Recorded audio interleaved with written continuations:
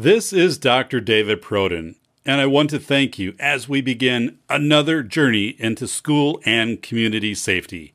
If you're looking for industrial safety expert, Appalachian State University professor Dr. Timothy Ludwig, please visit www.safety-doc.com. Again, that's Dr. Timothy Ludwig at www.safety-doc.com. Lawrenceburg, North Carolina, they were talking about evacuating Scott County High School. So we ran over there, met up with a couple guys there, and they weren't evacuating the high school. They were getting water around it, but they weren't going to evacuate the high school yet. We met at the gas station, before the gas station. They thought I was somebody coming back with National Guard, and I was there in my damn truck and trailer, and then we got the boats and stuff that came over. They're like, man, we don't know what to do. They get rained on at the gas station, newborn kids. Lady with dementia, they didn't make sure that they got her ID. Welcome to the Safety Doc Podcast with author, radio host, and nationally recognized safety expert, Dr. David Pechon. Join us each week as we discuss the best and most bizarre practices in safety preparation and crisis response. Follow Dr. Pechon on Twitter at SafetyPhD. And remember, the truth will keep you safe. Hi, everyone. This is David Pechon, and welcome to the Safety Doc Podcast. So, Hurricane Florence. You know, last year I had Katie Pechon on. At that time with Cajun Navy Relief, we talked about Hurricane Harvey. Katie was there as part of the rescue, and she's there right now with Hurricane Florence, dealing with the aftermath. It's devastating. We're going to hear what's happening on the ground. Katie, welcome to the Safety Doc Podcast. Hey, David. Thank you for having me again.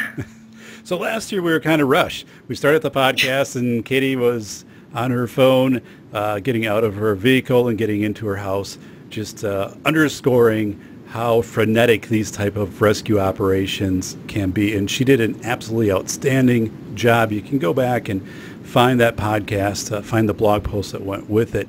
And here we are a year later with another substantial hurricane, this time on the East Coast. But you're with Triton Relief Group. Can you tell us about that, what Triton Relief Group is? So a lot of the members of Triton Relief were former members of Cajun Navy Relief as well, but we are a 501c3 nonprofit organization. We are, doing our charity and support volunteer work through providing rescue with boats, shelter, supply distribution, livestock rescue, the same thing that we did last year, just under a different organization name. And we are, registered with the IRS and recognized by the state of Louisiana. So if somebody wants to find your website, wants to donate to support Triton Relief Group, how can they do that? They can go to tritonrelief.org. Okay.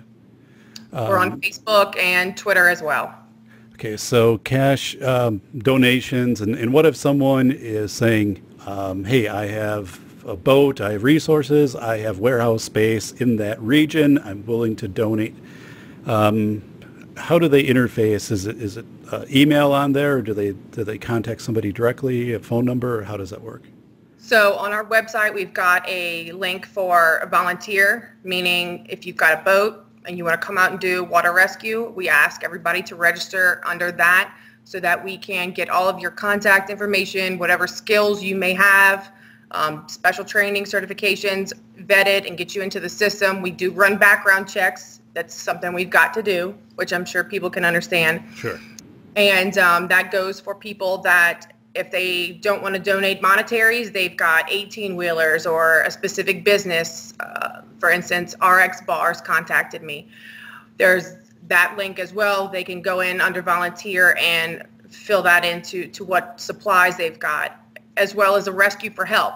There's a help button on there, so that way when we are working active rescues, we've got an OS ticket system that we work out of, and keep track of it all through there. Yeah, and I want to get into that in a little more detail. Last time we spoke, You're working with the app Zello, which had, I checked, 14 employees, and it has scaled up since then.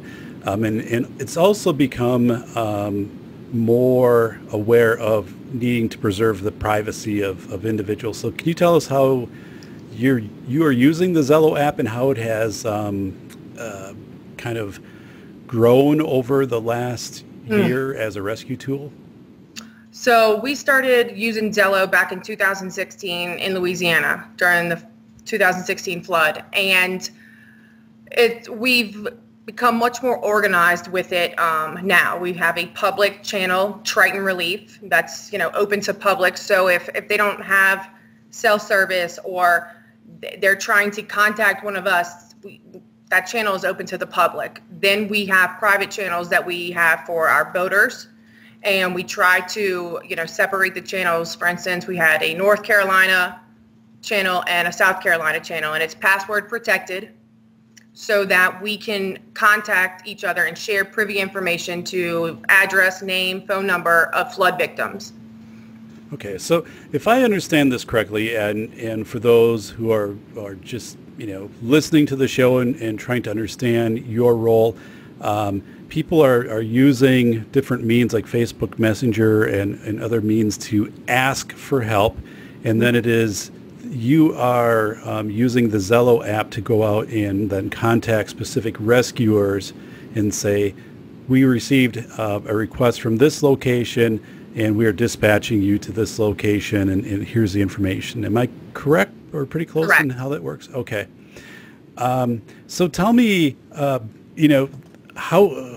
pays for you being out there and everybody else in this rescue organization? Where do the dollars come to support this? So nobody gets, I'm not paid on this. My boaters, other dispatchers, nobody is making an income off of this.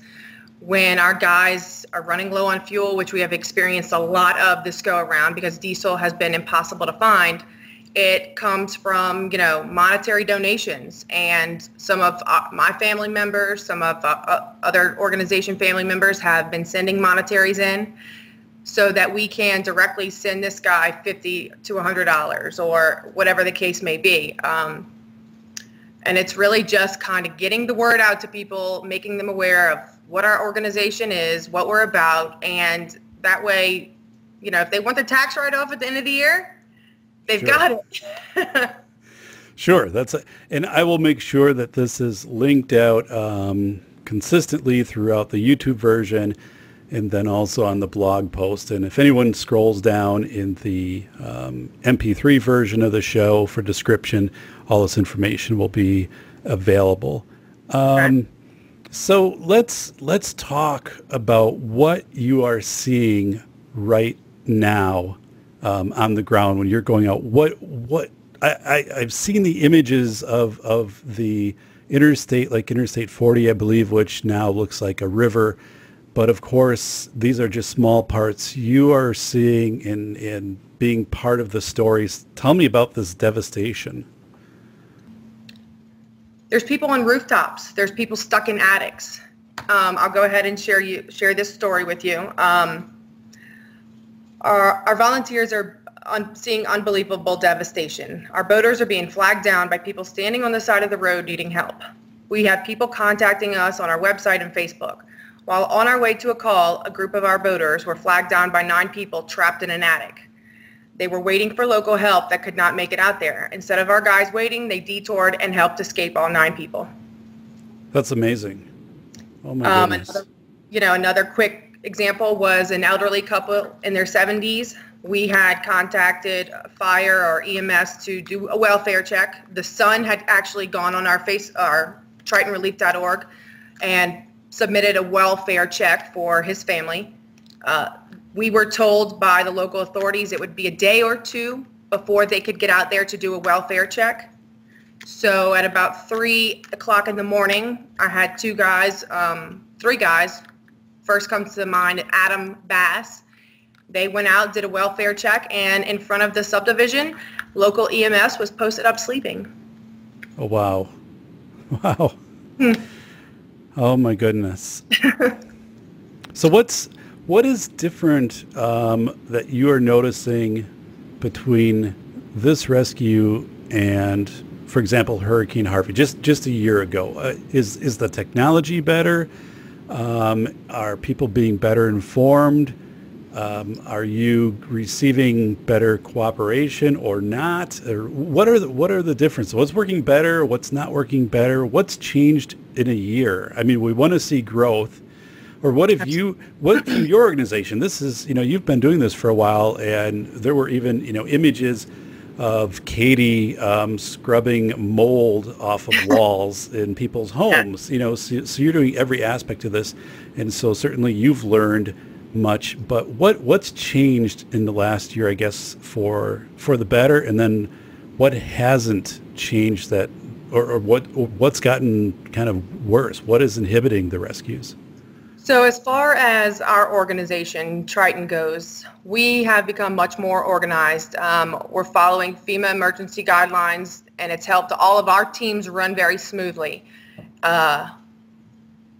We have a perfect chain of command, ticket system that runs smoothly, hours of operation and to an extent for our volunteers that are dispatching, because you can't stay up for 3 days straight all night. Right.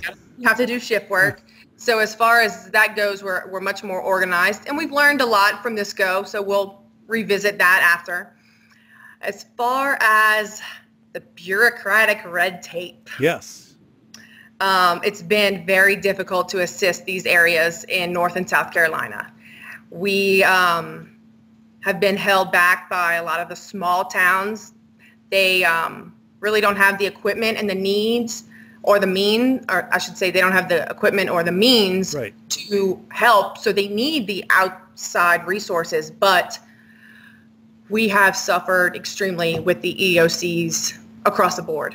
Not necessarily the senators and governors of North and South Carolina. They've been extremely grateful, but the state and federal EOC management has been something I've never experienced.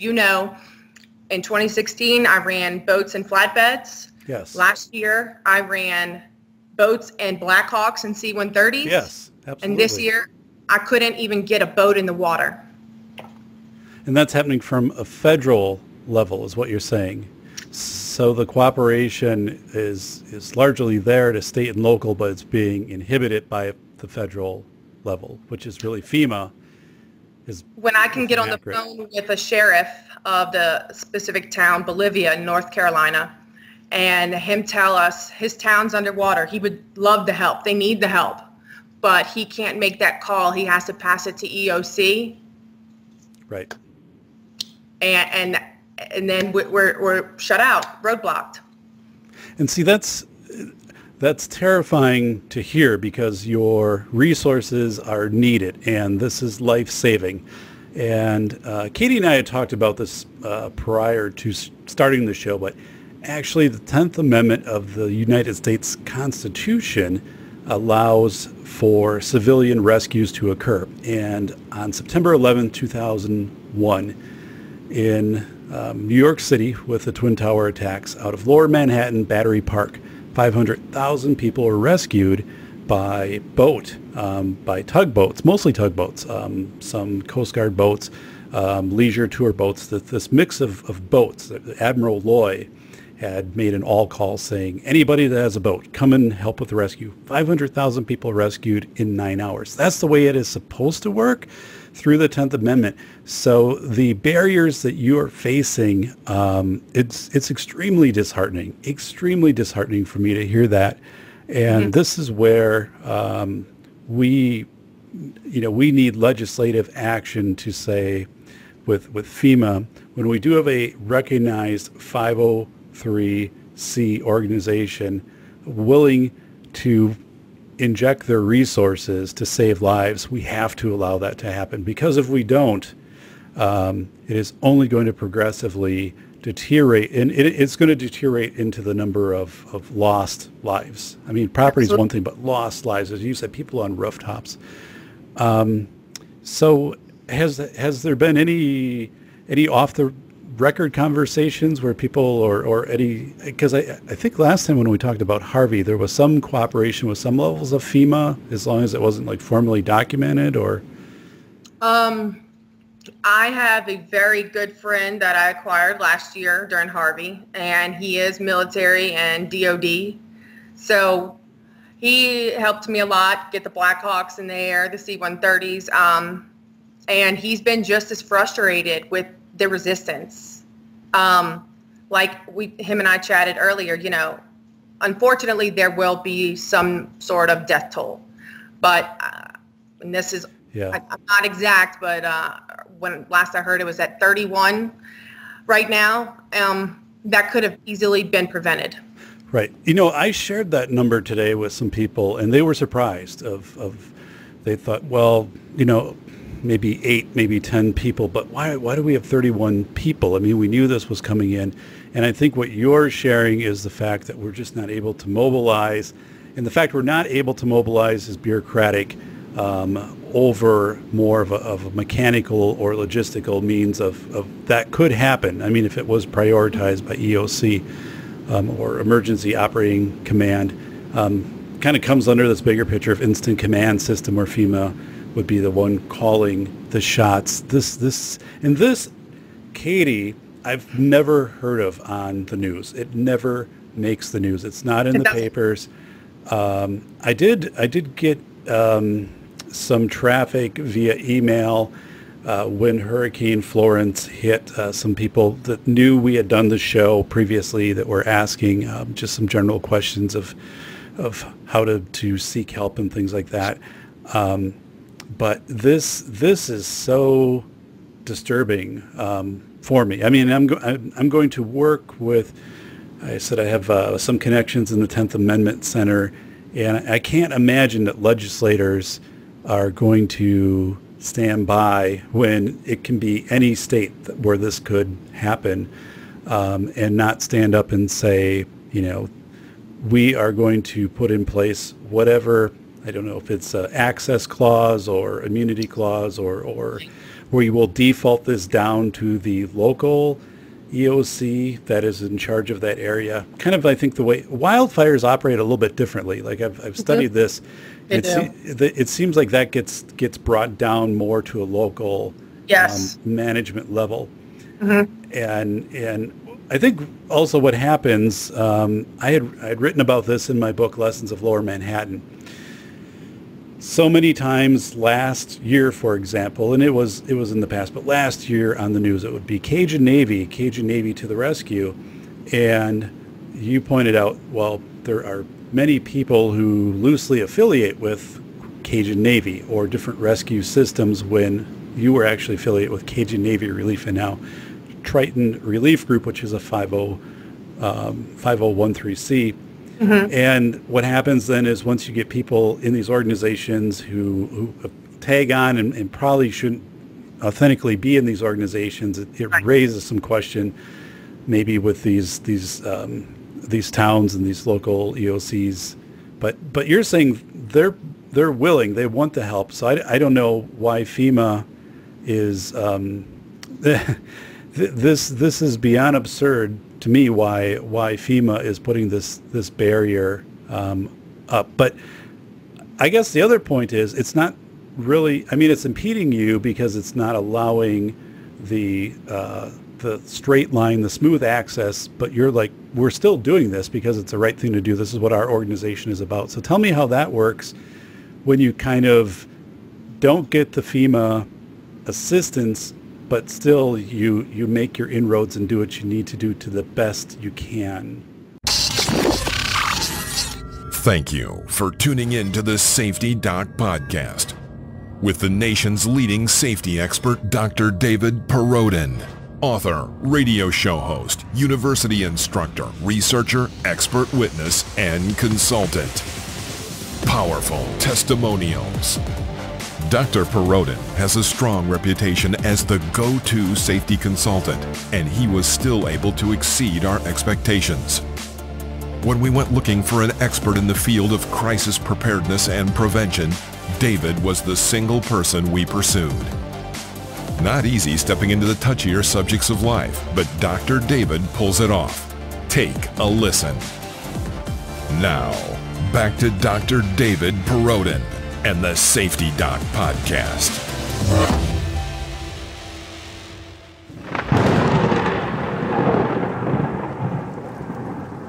How does that relationship work?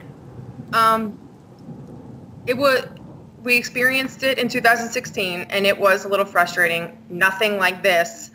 In the beginning of last week, before Florence was expected to hit, we were all making EOC contact ahead of time to send our 501c3 paperwork in, prior to us having boots on the ground and establish that relationship. And that didn't work. So we would really just kind of get our guys, log into our ticket system, see what was coming in, check Facebook, Twitter, and just really start stalking and looking for hurricane pages on Facebook, groups that had been created, and finding rescue needs or requests online and making it happen. If, I had some guys that were in Dillon, South Carolina, and they were like, Pechon, there's some water here, and I said, then drop your boat and go. Start sweeping houses. And they sure as hell did that. And the first house that they come on to was a lady by the name of Miss Ruby, who was an amputee. Oh, my goodness. Her and her husband, we got into the boat and dropped them off at their family. Thankfully, they had family close enough that didn't have water, but we would have brought them to a shelter had that been the case. So there's still areas taking on water. Yeah, that was one thing that I noticed. So locally here in Wisconsin, we had record rainfall of over 20 inches in Dane County, where Madison, the state capital, is located close by us. And they had areas that were, flooded, inundated, and water was still rising for like 2 weeks after the rain had stopped, and then maybe another week before water started to recede. And that was something I hadn't seen before. And as I'm watching the amount of rain, I'm looking at the rainfall totals in North Carolina, and as the storm moves inward, and I'm like, oh my goodness, like what people I think overlook is when they think hurricane, they're thinking about the damage of roofs being ripped off and trees and power lines down, and that's part of it. But the probably more substantial, lasting part for weeks, if not months, are the floods, because now the flooding starts, everything is saturated, and the water starts coming up, and it's a little bit different than like a Houston, where water has a place to flow kind of naturally to the Gulf. Houston and its relation to the elevation and all of that, where here you're not going to have this drainage occurring nearly at the pace. So we're going to have extreme issues, and then with the heat, with mold and disease and all of these things coming into play. So yeah, tell me about what is happening with the flooding. I've seen, and you also mentioned livestock too. I mean, I've seen barns where only the roof is showing, the rest is all underwater, and this is what people I think completely overlook. And that really it bothers me, because that some of these areas are big on farming and have large amounts of livestock. In 2016 in Louisiana, there was a shelter, Kara's House, in Ascension Parish. Their entire shelter flooded, but what they did ahead of time was they went to an expo center, Lamar Dixon, and put all of their animals there, livestock as well, cats and dogs. I probably worked with them for about 8 to 10 months. And there was a loss, but nothing like you're seeing right now. Nothing. Yeah. I mean, the numbers are in the millions, for whether it be poultry or livestock. So I want to bring this image out for people. So it's not like this is 10 miles away from your house. I mean, how far did you personally have to travel to be a part of this rescue? I, thankfully have not, but I have guys that have come from Texas, Louisiana, Florida, Maryland, Virginia, Georgia, I actually have some guys that went home to Louisiana, went home to Georgia, and are now back on their way because they're, we're getting feedback over our Zello that they're still flooding and it's not going anywhere. So these guys, out of their own pockets and the help of our monetaries, have gone home and now are coming back. And North and South Carolina experienced Hurricane Matthew a couple years ago, but the last big storm was in 1989, Hugo. Right. Louisiana, Texas, Florida, we kind of get these every year, but you would think after the last 2 years with 2016 floods that was just from rain and then Hurricane Harvey last year, people would take the necessary steps ahead of time, but that was not done. Yes. So tell me, tell me your take on that, because I've thought definitely with Harvey there was a much more aggressive campaign to exit people, and it seemed like it was much more passive with Hurricane Florence, and a lot of people should have gone further inland, but there wasn't this urgency coming out from the governor and things, and I'm like, oh my goodness, like I remember like the interstate. Well, I know the I-4 coming out of Florida, and then on both sides as they were doing this, and I'm like, ooh, like they're really underestimating how they're going to weather this, especially the flooding aspect of it, which is what is happening right now. I want to go to a point you brought up as we prepared for this show, and it is we're asking, who are the people who are the boots on the ground that you're dispatching to do the rescues? And in the last year, Triton Relief Group has brought in, some incredible guys, incredible talent, experience, expertise that rivals, if not surpasses, what we would think of a traditional volunteer,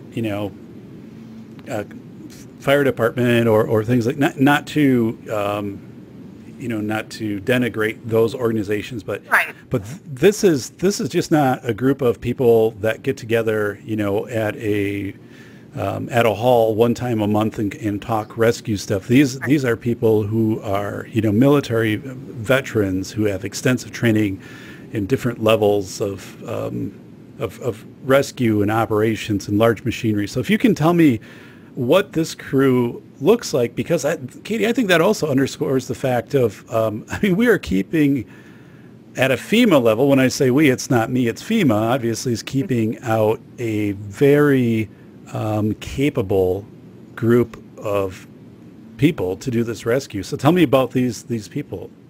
So one that I want to bring in when we can, Jamie. Jamie runs a charter in South Carolina, Charleston, Redfish Mafia. He's a boat captain, got his Coast Guard, some certification I can't even remember because it's so incredible. But we've got a group of guys from a Bowfish Association of Americas that have airboats, bowfish boats that are some active lieutenants in the Navy, some ex-Army deployed, 2 deployments to Afghanistan and Iraq, swiftwater rescue divers, trained, licensed, certified. But, unfortunately, what's happening is they're going up to these staging areas, EOC, command centers, and they're not in military uniform, or they're not in, whatever certification they may have behind them, uniform. They're in plain clothes, but they're not some, redneck coon-ass from the backwoods. Right. These guys have training and experience, probably more so than some of these local guys, and not to discredit them, but these guys have the training. Right. Yeah. And what you want, obviously, is mutual aid. Anybody who is capable to come in and contribute to this rescue force is what it is. And sometimes, when I was doing research, people that is one thing. One is systems develop, and people know their place in systems. We saw that in the 9/11 harbor rescue. We saw it with Cajun Navy relief with Harvey. We saw it in Joplin, and there's other examples, the Murrah bombing and so forth. But you know, it is so frustrating. Is there a request? Are they saying if you can show us this type of identification or this type of credentials, we'll let you participate? Has that happened or not? Or what does that look like? Jamie actually can speak on that. He can tell you about a specific incident that occurred either yesterday or the day before. Okay. And he has been boots on the ground for days now, witnessing all of the resistance and things. It's probably going to blow your mind what he has to say. Well, let's get to him in just a second. I have one question yet. Do you have any awareness of the commercial drone operator community? Because they have been contacting me. I did do Are they few frustrated? shows. Yes, they were frustrated. I did a few shows with Preston Rice, who is a commercial drone operator in Wisconsin last year, literally a few weeks before the hurricanes Harvey and Irma had hit, and then it seemed to resonate a lot with the drone community of wanting to help. And I received, again, emails and different communications in the last week or so of people saying, I've got my commercial drone, like I'm ready to help out, and I can't interface with anybody, or I'm coming down and I'm being told no. Now, I know there are some software limitations to some of these things, per talking with Preston, of saying, if you have 5 different drone operators with different drones and you're trying to do certain areas, the software is not quite sophisticated enough to like break it up into quadrants. But that's a pretty weak excuse for turning down volunteers that have 4K resolution, infrared ability to go out and to sweep an area and to create a mosaic. I mean, this is something, it's a very minor obstacle for the technical expertise of a couple software engineers to work through. But yeah, they were extremely frustrated. Their response back to me is, it's not better at all. Like, it is completely unchanged. And actually it's probably worse because last year they didn't know who to go to. And now when they actually do interface with someone, they're just flat out told no. And they're facing the same roadblocks as us. Yeah. I actually had one of our guys in boats come over and speak about this yesterday. And from my understanding, it's all the FFA, and they're issuing major violations to people. Really? See that? Yeah. So again, this is so frustrating because it seems that should be obviously waived. I mean, that we should have that waived, and there should be this FEMA waiver that goes into place. And I guess this is where we get into this tricky part. And is it Jason we can bring in just a second? But This is where we get into a tricky part, because it's at some point it's going to be, will there be like a certification or something that you will have, once you're in let's say Triton Relief Group, that you actually have a card that has like scannable saying, here's your identity. Not that, and I want to make a clear distinction, not that means that your group has to go through specific training or has to pay fees, but it's some way to verify. It's just like an ID, basically saying, yes, here's this person. They are a member of our group. We scan this. We know they're on scene. We know here's their skill set, and they're accounted for. And we also know if we need to mobilize that, oh my goodness, like we have these 3 people. A system needs to emerge out of FEMA to account for this.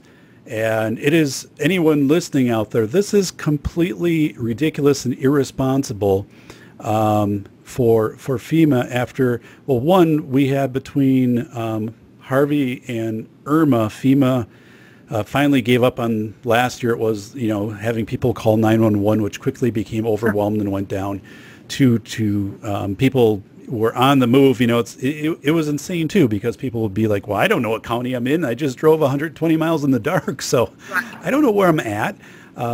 But then, they're using Facebook and Messenger, and they're using Zello. And so what you're doing, Katie, and through your organization, is you're meeting people with the technology that they are using. And that is something that FEMA's not ready also to accept. So you're way ahead of the game. You can scale quickly, but this barrier is completely ridiculous. Anybody listening to this, you have to be as appalled as I am that I am talking right now, and you're hearing, Katie, and soon you're going to hear someone who's boots on the ground of saying, we have these resources which are being held back strictly at a federal level. We if you were in these communities, I remember last year, you told me about a community that had rapid rising water, fire department, I think, with one boat, maybe two boats, and they called and they said, we're flooding, we need help now. And boom, you were there. Like, you coordinated and got the people matched, in with boats. And why, again, the bureaucratic part of this doesn't make any sense, because it's through the 10th Amendment. This should pass down. It does seem like it passes to the states and local, and they're willing to bring you in, and then FEMA's the barrier. So I'm super frustrated by that and bringing the frustration, but I don't want the show to get lost in that frustration. I want the show to kind of come back to that. I fully believe, Katie, that what you're doing and Triton Relief Group, this is the future. And it's just a fact that FEMA has to either catch up with it or has to step back. There is something at play here too. It's called social contract theory. And I wrote about this in my book, and talked to some other professionals about this. And what it really means, to boil it down, it's like when the government, with the Patriot Act, like, we gave up some rights of privacy, and when we go to airports, that we take our shoes off and things like that in exchange for alleged security. So that's trade-off. But right now, when the government feels like it can't do the rescue and the social contract has been broken, they want to prevent anyone else from going in and restoring that social contract. So it's this weird psychology, and someone pointed that out to me and said, Dave, this is a lot deeper. There's this whole thing where the government fears that the social contract is broken, and if they can't be the one to be the savior in these situations, that they will roadblock the organizations that will substitute in as a social contract. And it never made sense to me until I had that discussion, but I'm like, that is what's happening here. It's kind of like, if we can't do it, instead of partnering, which makes sense, correct, being the partner, we are just going to block you, because we don't want people to start believing that we're not capable of scaling. And I don't think today anyone would fault and say, listen, it's all hands on deck. Why are you preventing this? So that's what really it comes down to in a nutshell, is that, we're not trying to work against EOCs or anything. We would like to work with them. And, whether they think that they have the situation under control or not, that they don't, there's no way. Right. And they need the outside resources. So either work with us, or we're going to continue to do the efforts and make things happen. It's just very easier. Right. It's easy to work together. It's so frustrating. It is. And locally, we had the duck boats. Now, people probably remember duck boats in the news because there was a modified duck boat which sank in Arkansas. It was taken out in very adverse weather conditions. But we're talking here of duck boats in Wisconsin Dells. People can look that up. But they have the boats, and the drivers, the industry's been around for 50, 60 years for tourism, but the companies take their boats and donate them to the communities with drivers to go and help people get to their homes, do recovery, or else go to the homes to do recovery if fire, EMS, and county doesn't have the amphibious vehicles to do it. And that's fully embraced, this partnership. And it's also precarious, because the question is, like, who has the liability in case something happens, and I don't know, but but it is fully embraced. Like on our news here, it's celebrated. It's front page, and it's not an obstacle. But this isn't as large as anything like what you're talking about with FEMA. And yeah, it's this whole thing of you're right, that this need for a partnership. And I fully believe it comes down to this whole psychological social contract theory, because there are some studies that say once a population starts to see that it can kind of have organic rescues and do this itself, it doesn't value the government as strongly. And to me, I think that's overplayed. But so basically, again, going back to the point of the government is saying, if we can't do it, nobody else is going to do it, because we don't want to be proven that we don't have the ability to scale on this. And it's like, okay, no one is blaming you. We're saying, though, work together. Let us help. So who are you going to bring in? Okay, so Jamie Huff is actually a friend of mine, very dear friend, who is a Charleston resident.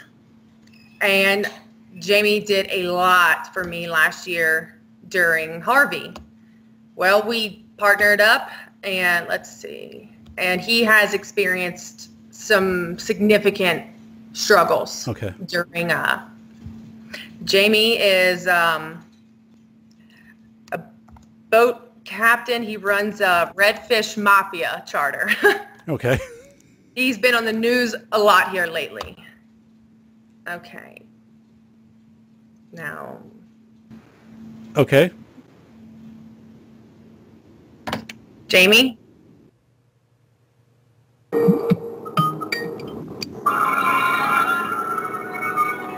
Hey, Jamie. Hey, what's up? How are you? You want to go ahead and turn your video on, or? Yeah, I'm trying. Okay. Jamie was out today at the South Carolina EOC feeding 185 National Guard. Oh, wow. Wow. Thank you so much. Yo, no worries. Yeah, I enjoyed doing it. It was pretty fulfilling. Got it? Filling and fulfilling. Yeah, it was great. There was actually 105 National Guardsmen showed up. They had some guys that were tasked out right before we got there, and they were fed the sheriff's office. And as we were leaving, we had about another 50 or 60 chicken breasts and burgers, and the fire department was coming over to eat. So, can you see me? I actually can't see you. I can hear you. Oh, I don't want to share my screen. Okay. I can see me on the big screen right now. I think I can. All right.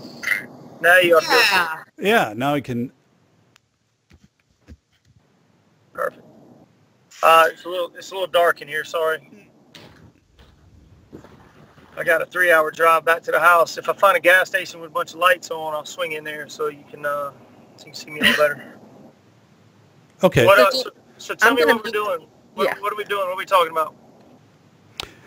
Yeah, I think if you can tell me what you are seeing, I mean, the type of rescues and also the cooperation and the lack of cooperation. And as you just said, you were involved with feeding National Guard.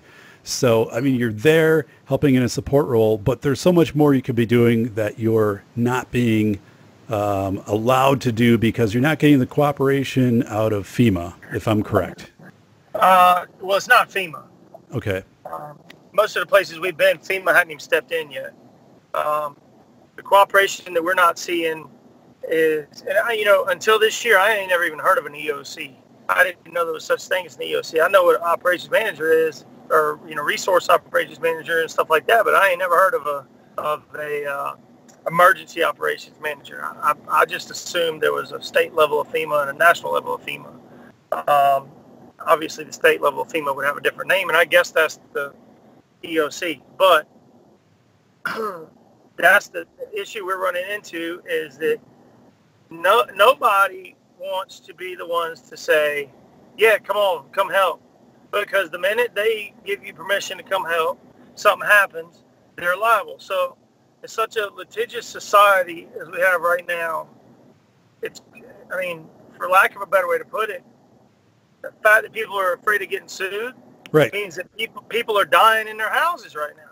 Right. They're drowning in their houses because the fire departments are scared they're going to get sued, you know, or the city councilman's scared they're going to get sued. Which is, I mean, I don't want to cuss, but it's horseshit, you know. It really pisses me off, honestly. It really frustrates me to death. I mean, that's why I'm up here cooking, because I can't sit at home twiddling my thumbs watching the dadgum Weather Channel for another week, knowing that I've got the skill set and the resources to be 100% self-sufficient.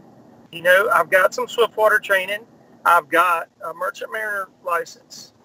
I've been a charter boat captain for 23 years, I can drive a boat in my sleep and blindfolded. You know, I got CPR training, first aid training. I've got the same triage kit in the back of my truck right now that paramedics carry with them in an ambulance. There's a lot of things that I could be doing to help these guys out.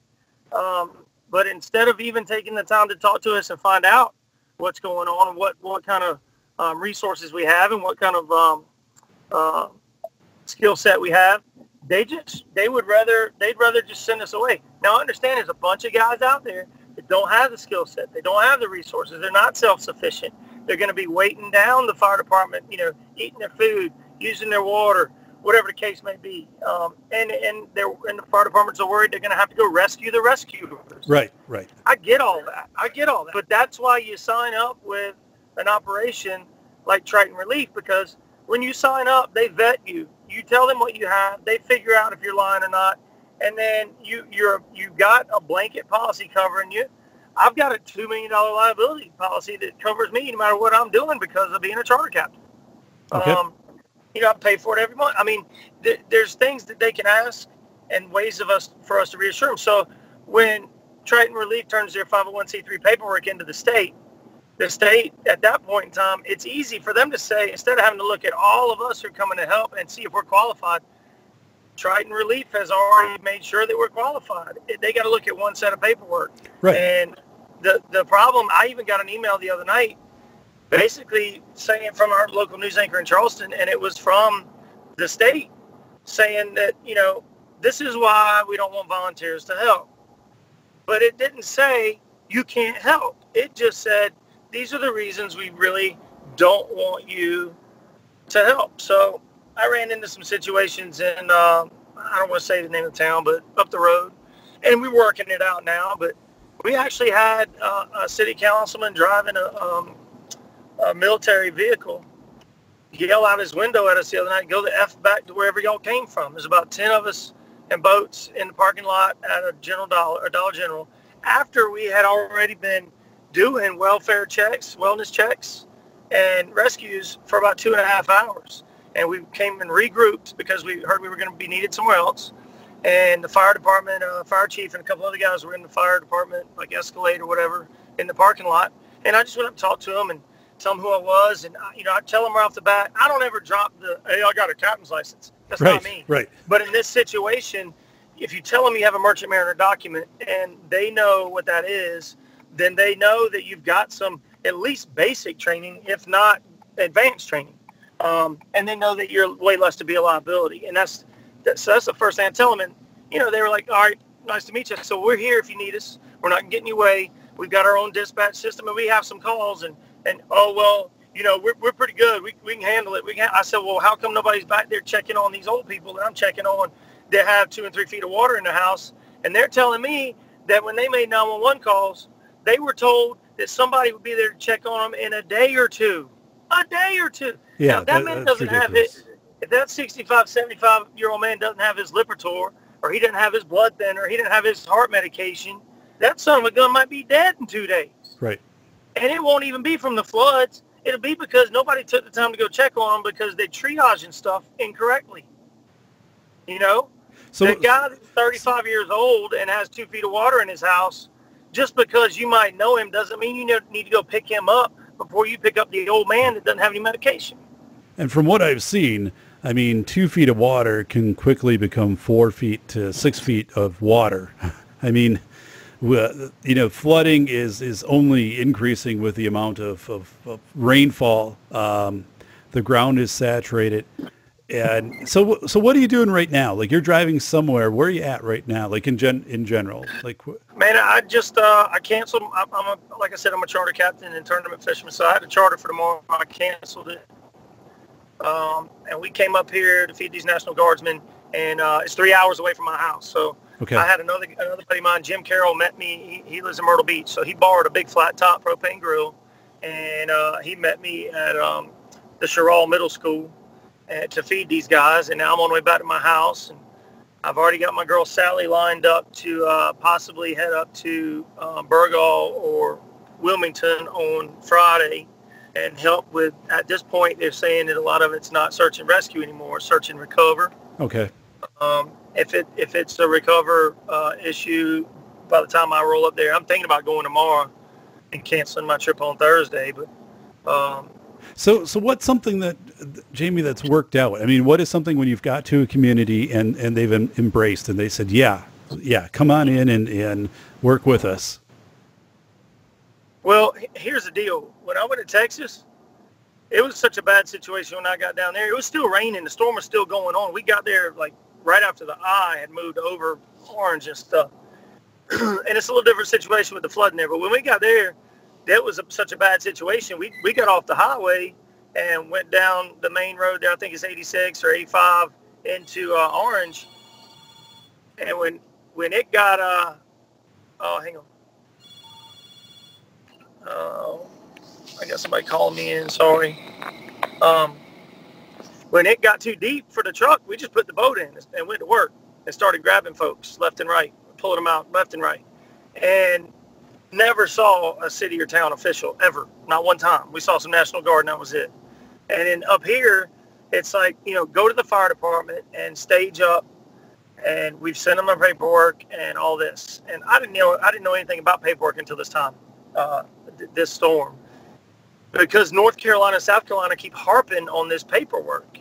And I understand that there's a lot of like media hype and all about these crews from Louisiana and Texas. And I mean, there's a lot of media hype right now, and it's getting out of hand. There's a lot of guys that aren't doing it correctly. There's a lot of guys that don't know how to triage. There's a lot of guys that don't carry safety equipment with them. There's a lot of guys that do become a liability for these fire departments. But what's happening is that they're putting us all in the same basket. Right. The problem is we're showing up. Our job is to show up prior to the National Guard coming in, prior to FEMA coming in. We're supposed to get there, show up ideally when these people have 2 feet of water in their house, to talk them into getting out, not dying, period. And then, but unfortunately what happens, we're getting there and it's early, and these guys are not in a dire situation yet. And they're telling us that they don't need us. Although we know they're going to need us. Right. They're going to need us. We know it. It's a fact. Lumberton, we showed up, and the fire department took us in. They said, you can stay here. We'll feed you. We'll do anything and everything we can to make your stay here and to make everything, perfect for you in Lumberton, so that you guys are able to adequately and efficiently help us save lives. They were absolutely phenomenal. They were the fire chief, instead of like having secret meetings and stuff, he'd pull us outside. He said, listen, the levee just breached. He told us everything that we needed to know where to go and what to do. Granted, when the levee breached, it took a long time for the water to get to where, instead of it just trickling in, to where it was actually flooding houses. Well, by that time, we had to make a decision. Do we stay here and get trapped in here, because there's only one way in and out at that point? Or do we go somewhere else where we can be, we can be more utilized more, and on a multi-day level, but we could decide how many days. And that's what people forget, man. They think that I don't know if people think we get paid to do, I don't know what the deal is, but people think we can just go for like 2 weeks.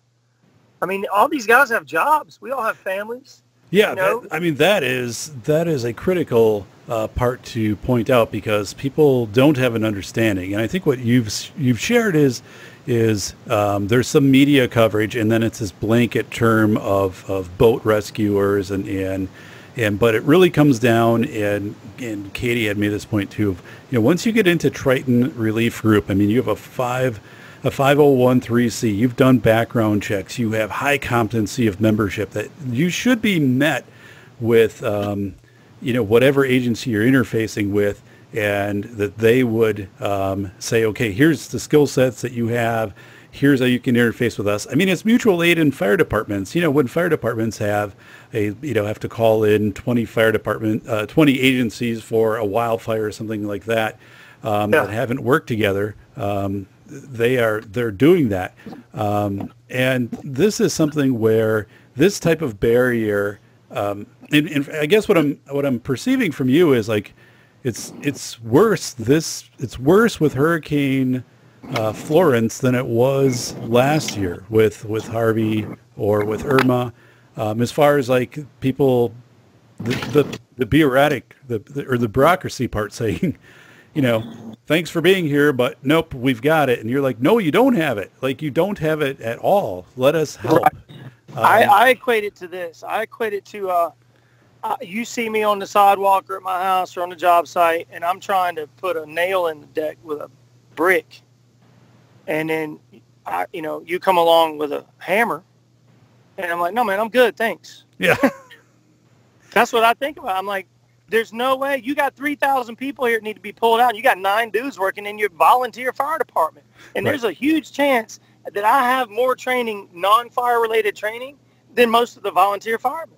I was arguing with a guy on Facebook yesterday. He's like, well, you guys are liability. You got to let the USAR teams do their job. I'm like, well, we're there 3 or 4 days before the USAR teams, first of all. Second of all, those dudes show up with hard-bottom Zodiac inflatable boats with outboard motors. They cannot go where airboats go. It is impossible. We find ourselves in situations where it's 10 feet deep in a neighborhood, and then there's a hump in the neighborhood, and it's dry for 150 yards, and those houses don't have an ounce of water in them. Then it's 10 or 12 feet deep on the other side of that hump. How are you going to take that Zodiac over there to get those people out? We can drive that airboat over that hump on the asphalt. Wow. In the middle of the road, you take that airboat over there.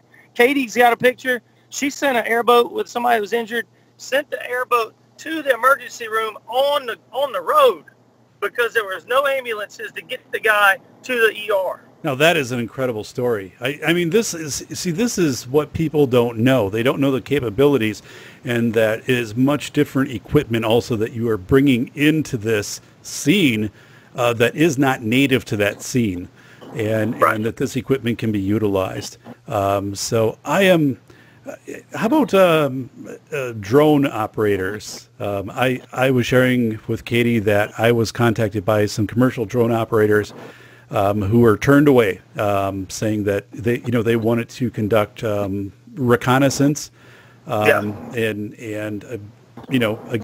they were told, nope, you can't lift the drone off because if you do, we're going to fine you. And well, that's a whole different ballgame. I'll tell you why. There's some FAA regulations that deal with emergency situations, states of emergency. For instance, I can't take a picture of a dead body and put it on Facebook, right? Right. Those people fly that drone up there. There's no telling what they're going to get pictures of. They might take a picture of a dead body, and the family finds out because of their drone footage that's on the internet that their relative is dead. And then who's freaking out then? You think that EOC is going to be getting phone calls then? Holy hell. So, there's a lot of regulations involved. Just like, when FEMA shows up, everything's lifted off of us. We can do whatever we need to do because it's not locally regulated anymore. It's federally regulated. And those guys, I've never seen a FEMA guy. We actually broke bread with the FEMA guys in Beulahville the other night. The fire department, I'm getting tangential, but this is a great example. The fire department said, how'd you guys get in here? There's no way to get in here or get out of Beulahville right now. I'm like, well, we just drove right in. It was 3 feet deep, but we drove right in our jacked up trucks, And I was like, we're on the way to Kinston. We're meeting some guys in Kinston. And he says, well, there ain't no way to get out of here. I'm like, well, clearly you can go back the way we just came. Right. But I'd rather go towards Kinston. So we sat down and ate some. They turned us away at first. No, we can't help you. We were looking for diesel fuel, and I know they had a diesel tank there. We pulled up right next to it. I was like, anyway, we can just get 5 gallons of diesel fuel so we can get to Kinston. We're all about to run out of fuel. We've been driving 800 miles today trying to help folks. No, man, we can't help you. We can't help you. And there's no flooding. And they said there was 0 flooding in Beulahville. Nobody needed rescuing. I'm like, hold on now. How is every road on the way in here flooded so bad that you're telling me there's no way in or out, but nobody needs rescuing? Right. Nobody needs to go get pulled out of their house? Do only the roads flood in Beulahville? Is this the one town on the planet where the roads are the lowest part? I don't understand it. Right. So then we sat there for 15 minutes eating grilled chicken. And the FEMA guy looks at me and he goes, hey, man, when you get a second, I'll come show you this route we went down earlier to get to Kinston. And they let us out of there. They showed us how to get to Kinston. When the fire department had just told me there was no way to get to Kinston. That's horrible. It's horrible of these almost immature interactions, that are happening, with these agencies, with you. I mean, they should have been immediately up front saying, here's the access route and facilitate that. Right. So, are you perceiving, so we talked about liability, you brought that up earlier, but are you also perceiving that part of it is just people feeling we've got this covered, even though they don't, like they totally underestimate, but they're like, it's a pride thing. Like, we're going to do this. We don't need anyone from the quote unquote outside. We're just going to do this. And they have no idea what they're in for. You do, because you've been in rescues. Maybe, right. I mean, they haven't been in a rescue or anything like this, especially recently, because the East Coast doesn't frequently, get hit with, I think, was it Matthew, and then before that, another 10 or 15 years prior. But right. So do you deal with some of that where people are just like, nope, we've got it, and you're. I mean, it's a lot of the phone calls that I'm on, especially with fire departments and fire chiefs and stuff. I talked to the fire department today in Conway, and I asked him if we could just come feed some people. He's like, no, man, everybody here is good. I said, shelters are good. The National Guard's good. Just not people staying on the sidewalk. He goes, man, everybody in Conway is fine. Thank you for calling. I feel like what's happening is they're getting a lot of calls, so they are frustrated, and I can sense that, and I understand that. That's fine.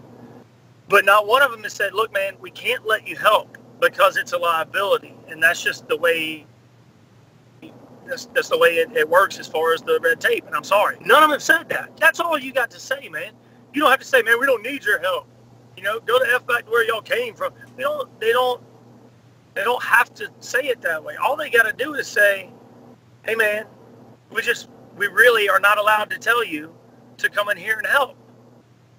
One of the fire departments the other day, Horry County, told my buddy, he went in there. Now, this guy, he sells fuel to farmers and stuff all up and down through Horry and Georgetown County. He knows just about everybody.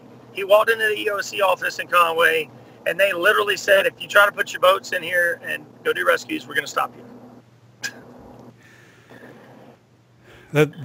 That's insanity. I mean, it just flat out is insanity. And again, this is not what people are hearing through the mainstream media at all. And we have resources that are available and capable, and they're being denied access. And really, again, access should be available because of what is provided through the 10th Amendment, meaning that we can have these civilian rescues. And we know that systems develop, people figure things out, different pieces work together, and when they're not needed, then they dissolve. But even when you're talking about where the fire department could say, listen, we can't accept the liability of having you go out, but while you're here, you can do this level of support for us, which will allow us to do X, Y, Z if you're open to doing that. And it could be cooking meals or, whatever specifically that it is, fueling vehicles, whatever of saying this would support us. And it's under, it is not to the maximizing your skill set at all. But even that is, to me, you're right. People are terrified of the litigation of what if we say yes. Right. But you've had people who have said though yes, right? You've had people who've said come in and do this. Yeah. Well, Okay. What's crazy, they on social media, all these towns have asked us to come in. Hey, we need guys with john boats, shallow draft boats to come in and help, please. So is Then it the people? Get there and they crab crawl and, oh, no, we don't need your help. I'm like, but it's on your town official, whoever's in charge of y'all social media got to go ahead for somebody to post this on Facebook that the town of Dillon needs our help. Oh, that's ridiculous. Yeah, that is exactly what I'm talking about. The need, and then someone is saying no because of and I think you're exactly right on of a liability, and this is maybe where their city attorney or whoever is saying, well, you know what, if something does happen, we have this other consideration of liability.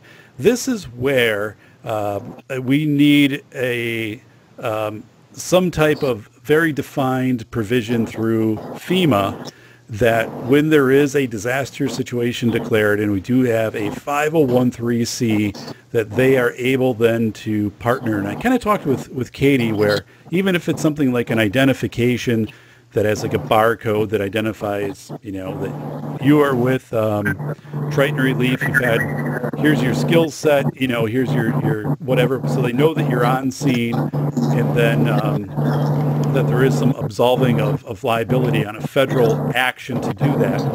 And we're working on that. The hardest part, though, is preventing somebody else from copying the ID or copying the sticker or copying whatever it is that you're using as your pass or whatever. It's just, we can't let these other entities get a hold of whatever it is once we get in there. But at the same time, you're like, well, we can't really ask FEMA to contract with just us, because what if our guys aren't in the area? Then we're going to wind up in the same situation where they're turning around other guys that could possibly help, So right. It's a real difficult razor's edge that we have to walk to figure out how to do this. And I think a lot of it boils down to this. They keep telling us, the EOCs, the local ones keep telling us that we got to go through the state EOC. Well, just the other night, a girl from Emergency Resource Management, she called one of our dispatchers, Amanda, and told her flat out that there is no regulation at the state level, that there's zero reason that we can't go out there and do it. There's no repercussions if we do it, and there's no way to sign up. There's no protocol on the state level.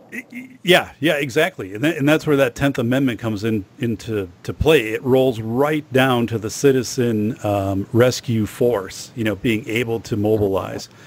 Right. So this is, I think, a lot of people just aren't aware that this is able to happen.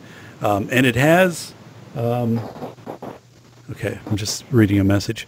It has happened on other occasions, and the thing that I'm really worried about, Jamie, is people like you and like Triton Relief Group that absolutely are essential to rescues like this. And we're not talking about property. We were talking about lives, and we were talking about 32 lives lost when that number. Probably, if all resources were efficiently utilized, that were available, that the bureaucratic red tape wasn't there, that number's less. Okay, we know that number's less.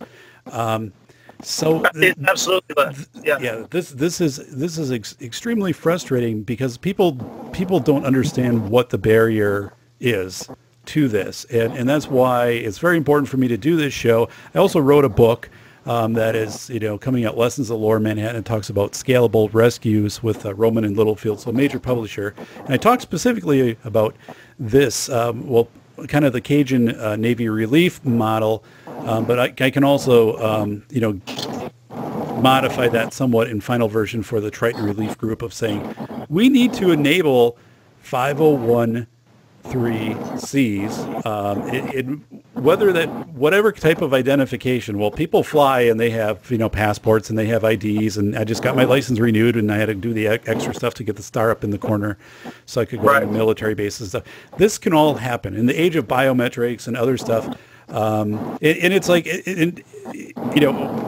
we can get really efficient with this. So I think it is a matter of if this gets too heavily regulated, or if someone comes out and tries legislation saying, you know what, we can have groups like this, but we're going to make them take a class, and we're going to charge them $200, and it's going to be whatever, like this training class, you're going to kill these organic rescue groups, which are essential. This is the backbone of America Rescue. This is enabled by the 10th Amendment. Yeah. And there is no need to do that. Like we need you. We need Triton Relief Group.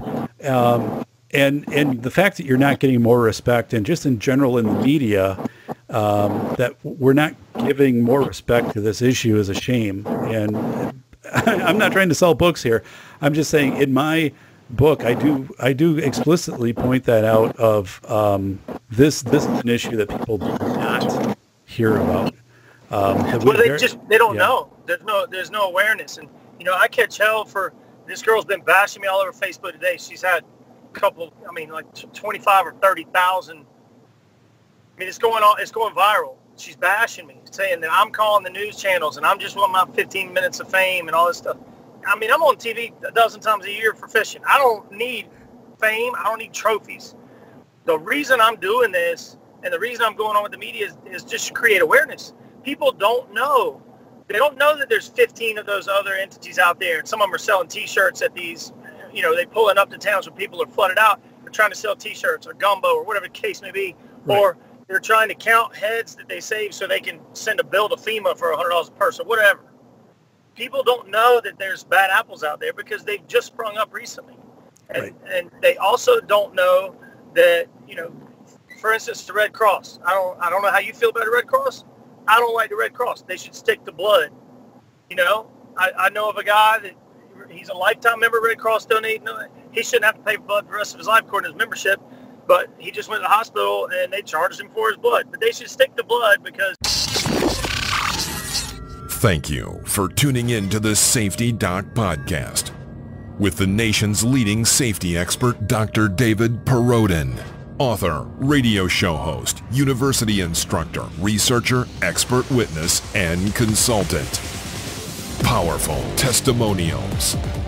Dr. Perrodin has a strong reputation as the go-to safety consultant, and he was still able to exceed our expectations. When we went looking for an expert in the field of crisis preparedness and prevention, David was the single person we pursued. Not easy stepping into the touchier subjects of life, but Dr. David pulls it off. Take a listen. Now, back to Dr. David Perrodin and the Safety Doc Podcast.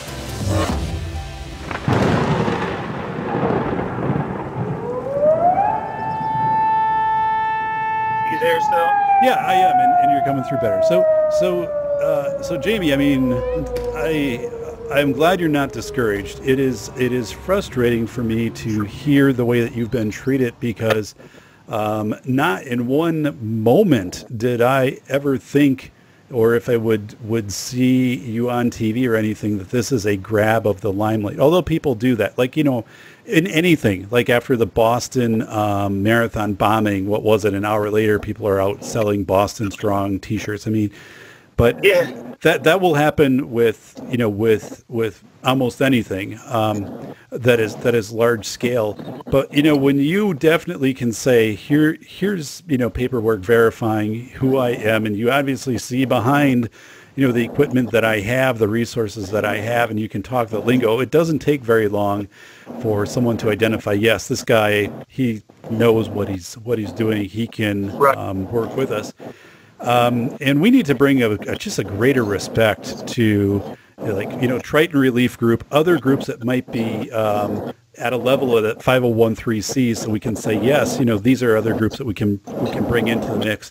Because if we don't do that, I mean, you're going to continue to do it because it's deep ingrained in you of who you are as a person. This is you. But this eventually is going to, it's going to become a deterrent. I mean, especially if people come in at some point for the next rescue or 3, 4, 5 years from now, and they say, you know, the moment you put your boat in, that's a $200 fine that we're going to slap on you.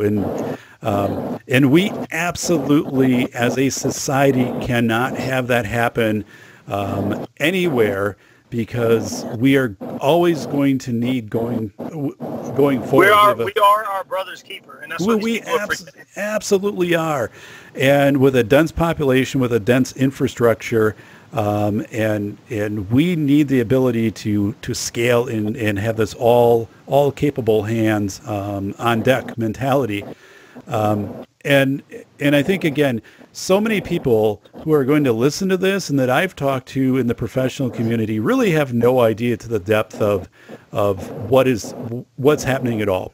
What they don't realize is there's a huge trickle down effect. You know, when I go, I mean, you should see the emails and text messages I got at Christmas from families of like 16, 17, 18 people at Christmas, where they say they take a family picture and send it to me. They don't even remember my name. They got my phone number. I don't remember their names, but I'll never forget picking them up and getting a text message 2 or 3 months later on Christmas saying, thank you. If you hadn't picked us up that day, we would not have survived, and we wouldn't be a family right now because we picked them up. There was 0 water on their street.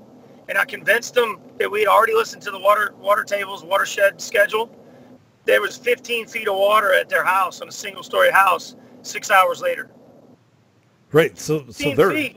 Yeah. They would have all died if they hadn't got in. And I get goosebumps talking about it. So maybe if one kid out of that family grows up and is my age and decides he's going to go do this kind of stuff and help people out and go cook for churches or whatever the case may be, that if everything I do gets turned away and turned away and turned away, if I can change one life, it's worth doing it. If I can make one kid grow up to be a better person and realize that not everybody's an ass, then it's worth doing. If you can save one person, make one person smile, it's worth getting turned away all week long. And that's what, you know, we have to keep telling ourselves that all the time, that, yeah, we didn't get to go in today and get 100 people out, but we got one person out. We got 2 people out. We altered these people's futures forever. Even if it was one person, it was worth doing. Yeah, absolutely. And you know, I feel, you know, I can feel your frustration, obviously, because, you know, there's so much more that could be done, but it's at our fingertips. It's right there. That's the thing, and recognizing and staying positive with what you're allowed to do, not what you're capable of doing, what you are permitted to do. And this is where, you know, when it comes election time, and when I was sharing this with Katie, you know, this is also very new. As far as like having the technology, having the scalability, having the populations as dense as they are, relatively speaking, like in the last 10, 20 years. And I don't think anyone is really, and we know FEMA has moved really slow. Like looking at the FEMA studies, FEMA up until last year was really based on a 911 rescue system, which had been outdated for at least 10 to 12 years, recognized at the federal level that it had to be replaced. Right. And not to bash FEMA, but the part of bashing FEMA comes in when FEMA doesn't realize that their progression, their next step forward, isn't to become a isolationist organization, but their step forward has to be of, okay, here's how we are going to become an interface organization. Here's how we are going to be our role in staging with 501(c)(3)s, and here's our role in communications and our interface. And that's the part that they need to get to. I think they will, because otherwise I just don't think they're going to succeed. And right. I also think there's this thing I was talking about to Katie. It's social contract theory, but it's basically why people trust in the government, like for things like the Patriot Act and stuff like that. And I sense that there's this thing happening right now where people are feeling, if the government, especially FEMA, the EOCs, if they can't do it, they don't want to show that they can't do it.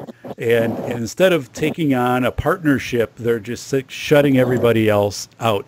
And that means that they preserve this social contract where it's kind of like, Jamie, if you and I felt the government absolutely wasn't capable of doing anything, it would probably create a lot of anxiety and chaos in a lot of people.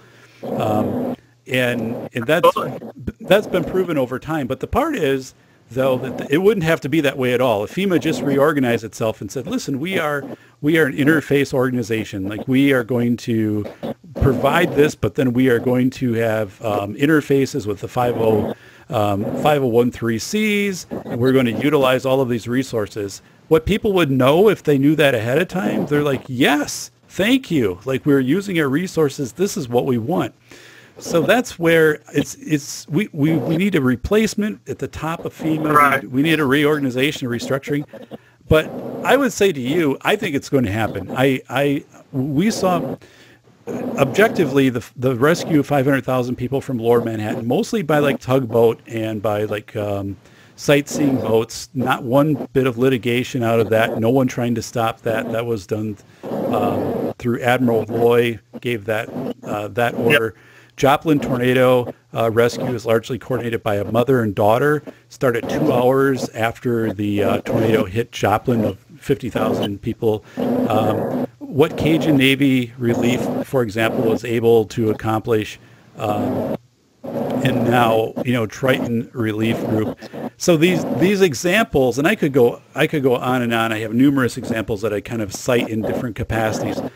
But we know this happens like in wildfire. Wildfires kind of moved where they have taken this to a local quadrant type level. So like the model's already there, but wildfires, that model started around the 70s, and I don't think FEMA's quite ready for this. But they have to be. They will be. They're there's a shift. They're starting to go and interface somewhat more Facebook and app, but it's very minuscule. They're not there. They're not where you're at. Like, you're so far ahead, your organization.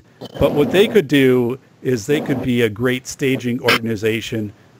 They could be providing, the diesel fuel. They could be going out with you. They could be working with satellite access for satellite imagery and, satellite 3D maps and global information systems. The GIS mapping, which it's the same type of software that they use. Like you and I, if we have the same type of vehicle, but we live in different areas, you pay more than I do because like you're more prone to hail damage and stuff.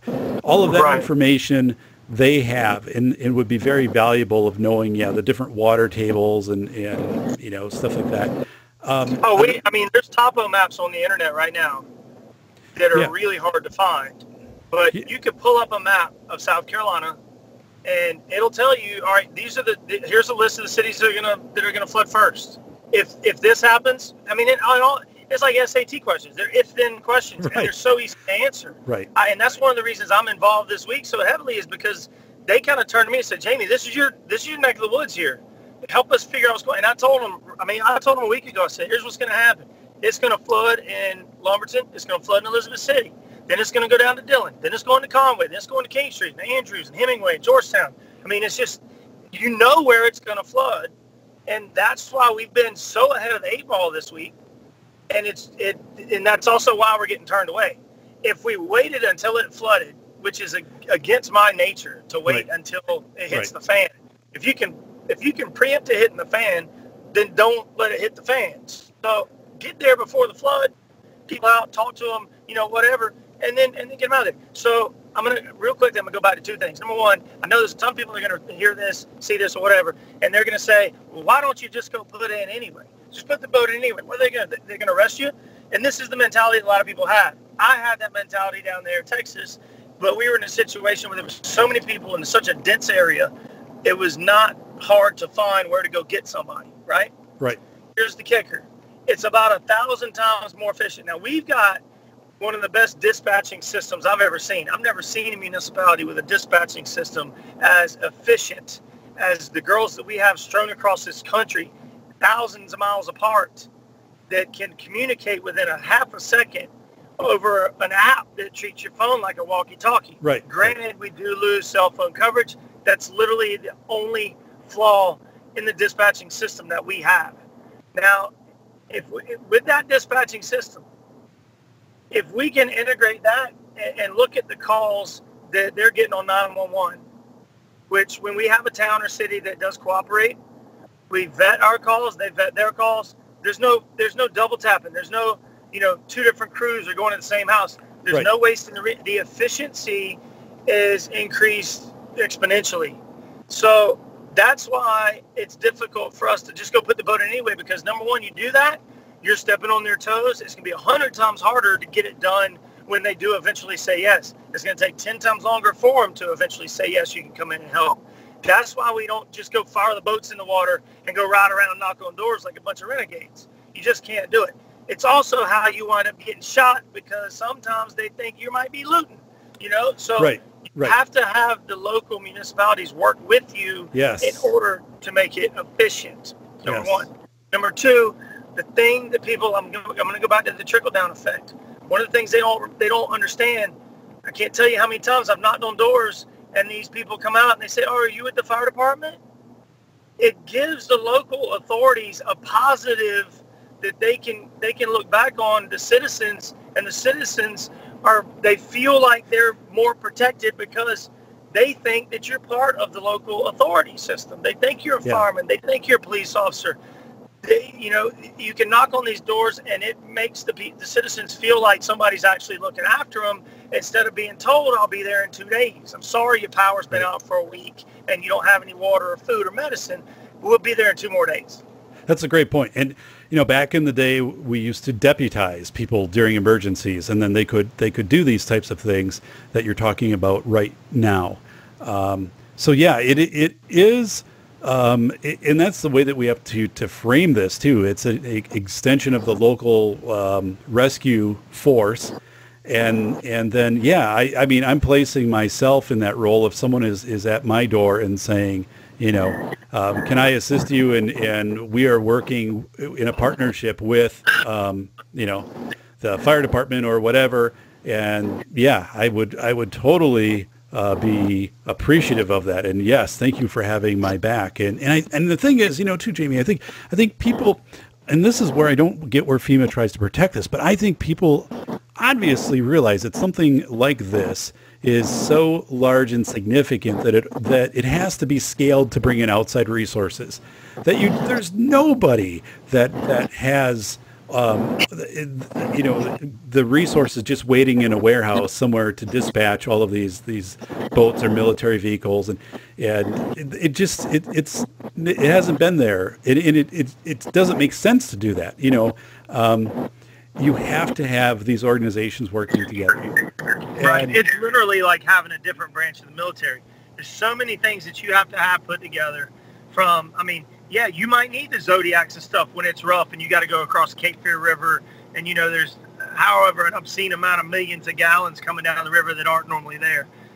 You might not be able to get what you need to do done in John boats that are used in the middle of the street where there is no current. And then obviously, like before, you can't use that Zodiac to go over a hump in the road to get to. So there's like 4 different types of boats that you need right off the rip. Right. Now, obviously, we try to use, depending on where we're going, we try to bring and use the boat that we think we're going to have to use the most. Now, I knew from the get-go that these rivers were going to be raging rapid, high swift water, high current situations. I knew that. But I also know that, the end of this week, I'm going to be in neighborhoods where part of my family used to live. Half of this stuff's happening within 20 miles from where I was born. And so it hits home with me to no end. I get emotional about it no matter where it is, but up here, I've been getting super emotional about it because, for instance, I told somebody today, we need to see if the old Loris High School is underwater. It'd be a great staging area. They're like, "Where's that?" I'm like, "Across the street from my grandparents' house where they used to live before they died." It's just stuff like that you realize how vulnerable the areas were when you had family living there, and you didn't even know if they were vulnerable. So if I didn't know they were vulnerable, my grandparents did. The people that living there now don't know it's vulnerable. Right. And that's what's crazy is that you don't even know that you're living in a flood zone because you're not getting charged for flood insurance. Right. And something, too, that Katie had mentioned, in my perception, was that from a state level, like the governors of North Carolina, South Carolina, were not nearly as urgent as last year when we had Irma and Harvey hit. That it seemed more passive. Understanding this is going to. I don't know. I didn't get the sense of urgency. The sense of urgency, and even the visuals of seeing like Interstate 4. Now I know Interstate 4 is central. Central Florida because they were afraid it could, the hurricane could hit on either coast. But those were the images, and it was the governor. I forget who it is at the time. In local mayors and saying like, out, everybody out. And it didn't happen this time. And I think that was also something that contributed to when you're going in, people are saying, yeah, it's one of those things too of if you've lived through it once, maybe it was Hugo or something like that. It's like, oh, I've been through it. And it's like, well, people get this mentality too, where if you come in and also that it's with local government and some PR work on their part of saying, listen, like this is, yes, maybe it's not going to happen, but this is what is projected. This is what we anticipate, and we'll get you back quickly if this doesn't happen. But if it does, well, I will tell you this: I respect the governors because I see both sides of it. As a small business owner, sure. I mean, I'm losing money every single day right now because I can't. I mean, I can start fishing again tomorrow, but all my charters for last week and this week canceled because of the storm. Right? They didn't cancel because McMaster evacuated and he doesn't come here. Then you have an unforeseen negative, I don't even know how many dollars worth negative financial impact, because people are losing money. Tourism is South Carolina's number one industry.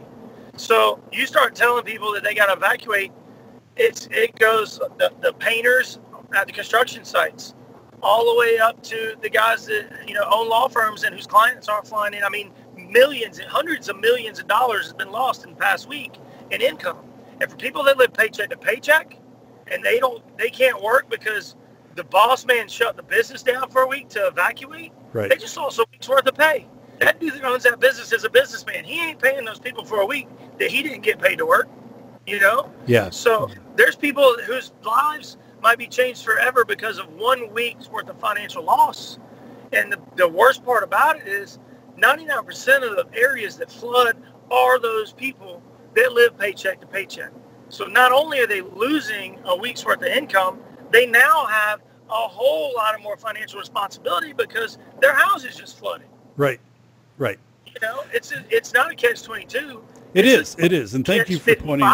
Yeah, thank you for pointing that out because that was a part of the discussion we didn't get into is once you make that call of we are shutting down the business for a week or you need to leave, and someone's like, well, okay, I'm not reporting to my job for the next 7 to 10 days. Right. That income is gone.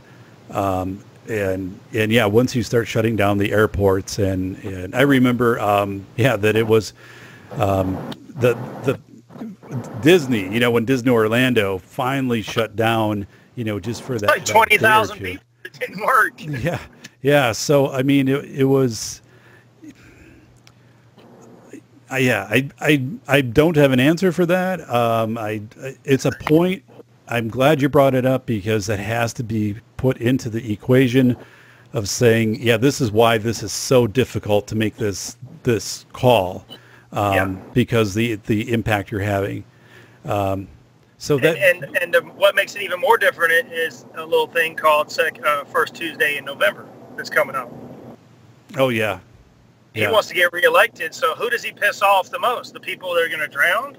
Or does he piss off the people that aren't going to get their paychecks or the business owners that, some of them want to take a week's vacation right now? I mean, it's the lesser of two evils. What does he do? I mean, ideally, you do the right thing, but it's the old business school 101.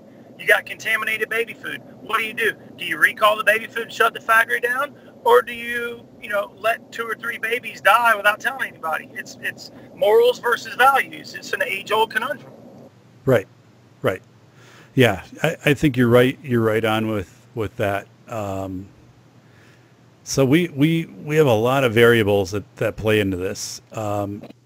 So as I kind of wrap up, is there one rescue that really in the last week stands out for you that you'd like to share? Honestly, I haven't been able to pull a single person out of a house this week. So what I did instead of twiddling my thumbs for a little bit, I started just going and doing wellness checks. You guys okay? You know, if I got sent to an address for a wellness check, fortunately, I've got a lot of friends that follow me on social media. So when we go do this stuff, they know I'm going. And if they have family members or friends with family members in these areas, they send me the addresses and the names and, you know, what kind of situation it is so that I can go check on their family for them because, like I said, power's been out for 4 or 5 days. And most of these, like the older folks especially, most of them don't think about, you know, I need to charge my phone in my car so that I have a cell phone. So these people, they might not be able to get a hold of them for 3 or 4 days, and they want somebody to go check on them. Understandable. I'd say the number one rescue that sticks with me is the 2 dogs I brought back from Harvey last year. I brought them back, and they were in real bad shape. And one of them had cancer on his leg. We had to cut his leg off a week later, and the other one still has 35 pellets in him where somebody shot him, and sweetest dog on the planet. So I'm reminded every day. I was in Beaumont, Texas, so we named the black lab Harvey, and we named the Catahoula cur dog we named him Beaumont. So, okay. He's still at my house right now. He's the lovingest dog on this planet. But both of them had heartworms. They eat up with skin conditions. We spent about $6,000 on these dogs, but they wound up being the sweetest dogs I've ever had in my life. So that one I'm reminded of every day. But I mean, you remember every rescue. There's not a rescue that I don't remember. Yeah. Even worse is the ones you couldn't rescue that you see. Those are burned into your brain forever. Yeah. I tell people all the time, unless you're willing to see the stuff on TV that you cringe at, don't come do this because you're going to see it. You're going to see the worst stuff you'll ever see in your life doing this. But, you know, you can see 100 dead bodies and saving one child and seeing them smile when they get in that boat instead of crying on the porch with water at their feet and their houses, you know, their yard's 4 or 5 feet under. Crying, telling you not to run over their bike that's underwater. You can't even see. They don't want you to run it over with the John boat. Putting that one kid in the boat and taking him up there and giving him something to eat in the parking lot, waiting on the bus to come get him, having him smile and give you a hug and saying thank you. It's worth every minute of it. Oh, wow. Wow. Well, Jamie, I mean, this has been fascinating, complete education for me. I appreciate this. The people who are going to be listening to this are going to appreciate, you know, what you've shared.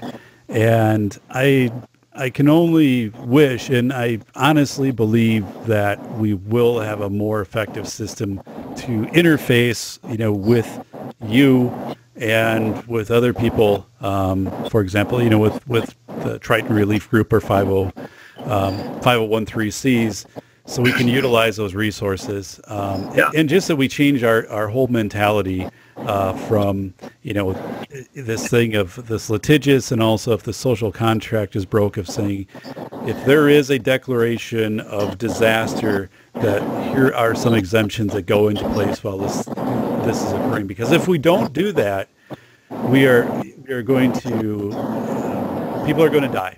People are going to die. We're cheating ourselves. And nobody wins at this. Nothing is preserved. It is going to.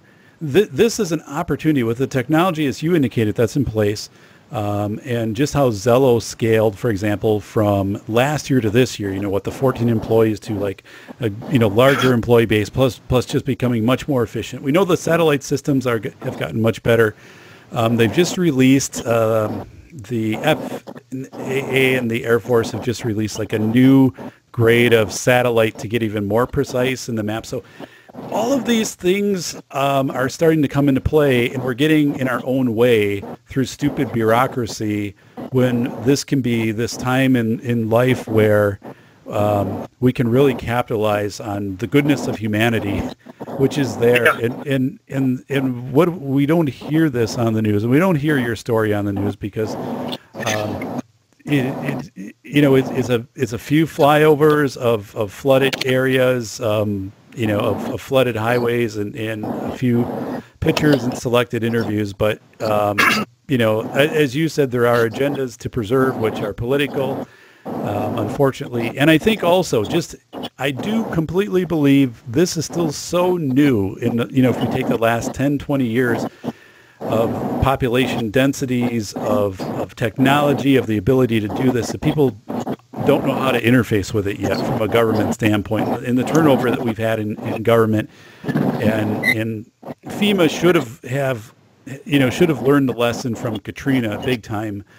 Didn't, but at some point the organization is just going to. It either has to change or it'll implode, and what will happen is Triton Relief Group, other 501(c)(3)s will become, we'll take that spot. I fully believe that. Yeah. So I think good things are ahead. I appreciate what you've been doing. I know it's frustrating because you have the capability to do so much more. Well, I appreciate you giving us a voice. And who are we harming if we don't do what we need to do? We're harming ourselves. That's who we are harming. And we're harming our neighbors and the people that we care about. So again, thank you. And I know, again, there's so much more that you're capable of doing that you're not allowed to do right now. That has to change. I'm going to work hard, again, in my capacity through educating people, plus, other connections that I have. And I think things will change. I think things will change. Continue, do what you do. And my goodness, if we didn't have, people like you, like Katie, like the Triton Relief Group, this would be just such a weaker country. We have this incredible strength out there, this organic strength that we've got to utilize. Yep, you're right. I think a buddy of mine always tells me, he says, keep doing what you can and keep trying to do what you can't. Yeah. Well, I'm gonna let you go with that. I appreciate your time. And again, my thoughts are with you and the people listening to this show. At the very least, it is Triton Relief Group. Katie had talked about. You can find on internet Triton Relief Group, a 501(c)(3). We'll have it linked out also where you can make donations, which would be very valuable. Yeah, let them know their donations. They don't get sent to somebody else to distribute. They pay for fuel for these guys to go pick people up. They pay for food to feed first responders. They pay for food to feed people that we're rescuing. They pay for food to feed us. You're fueling the machine that, at some point could become something that the government relies on. And if nothing else, help be part of the change, help be part of the solution, because this is a solution for natural disasters, natural disaster relief. And there's not many of those out there unless you figure out a way to get a hurricane to steer in a different direction, And building off of last year and some of the images that I had shared that Katie had provided, your organization isn't coming in and then 2 weeks later you're gone. There are members of the organization which are returning, helping people rip out drywall once the water's gone down, and helping people restore their lives. And I think that is absolutely a fascinating aspect of your organization too. Again, I have the image from last year where, Katie, you've got breathing apparatus, on with the mold spores and stuff, and you're working in someone's home, and you can just tell, you're getting the black mold off. And I think that's another part is, this isn't where, you're there for a couple days and doing, support, and then you're gone. And as you said, this is impacting, your livelihood and your profession. But what it's impacting is your soul and what you feel you need to do, which I think supersedes. It's the goodness in you. It comes through in this call and through the organization. Listen, I've been broke a bunch in my life. I still sleep just fine, and that's the key. Yeah. You can have all the money in the world, but if you don't go out there and help your fellow man, you're probably not going to sleep as good as you could. Yeah. Yeah. Well, Jamie, I there's nothing I can say that's better than what you just said. So I'm going to let you go and finish out with Katie. But thank you so much for your time today. I greatly appreciate it, and just thank you personally and with the people that you are working with. You are appreciated. You really are. Well, thank you. I appreciate that. Thank you for your time, and hit me up anytime you need anything. Thanks, Katie. Thanks, Jamie. Peace, y'all. Thank you, Jamie. I'll talk to you soon in a little bit. Bye-bye. Bye. I got to figure out how to hang this thing up now. All right. We are back with Katie Pechon of Triton Relief Group. So, Katie, Jamie, so I didn't catch his last name. It's Huff, Hough. Oh, It's like Julianne Huff, but we're not related. okay. Sorry, I'm still trying to figure out how to turn it off. Just close the app out.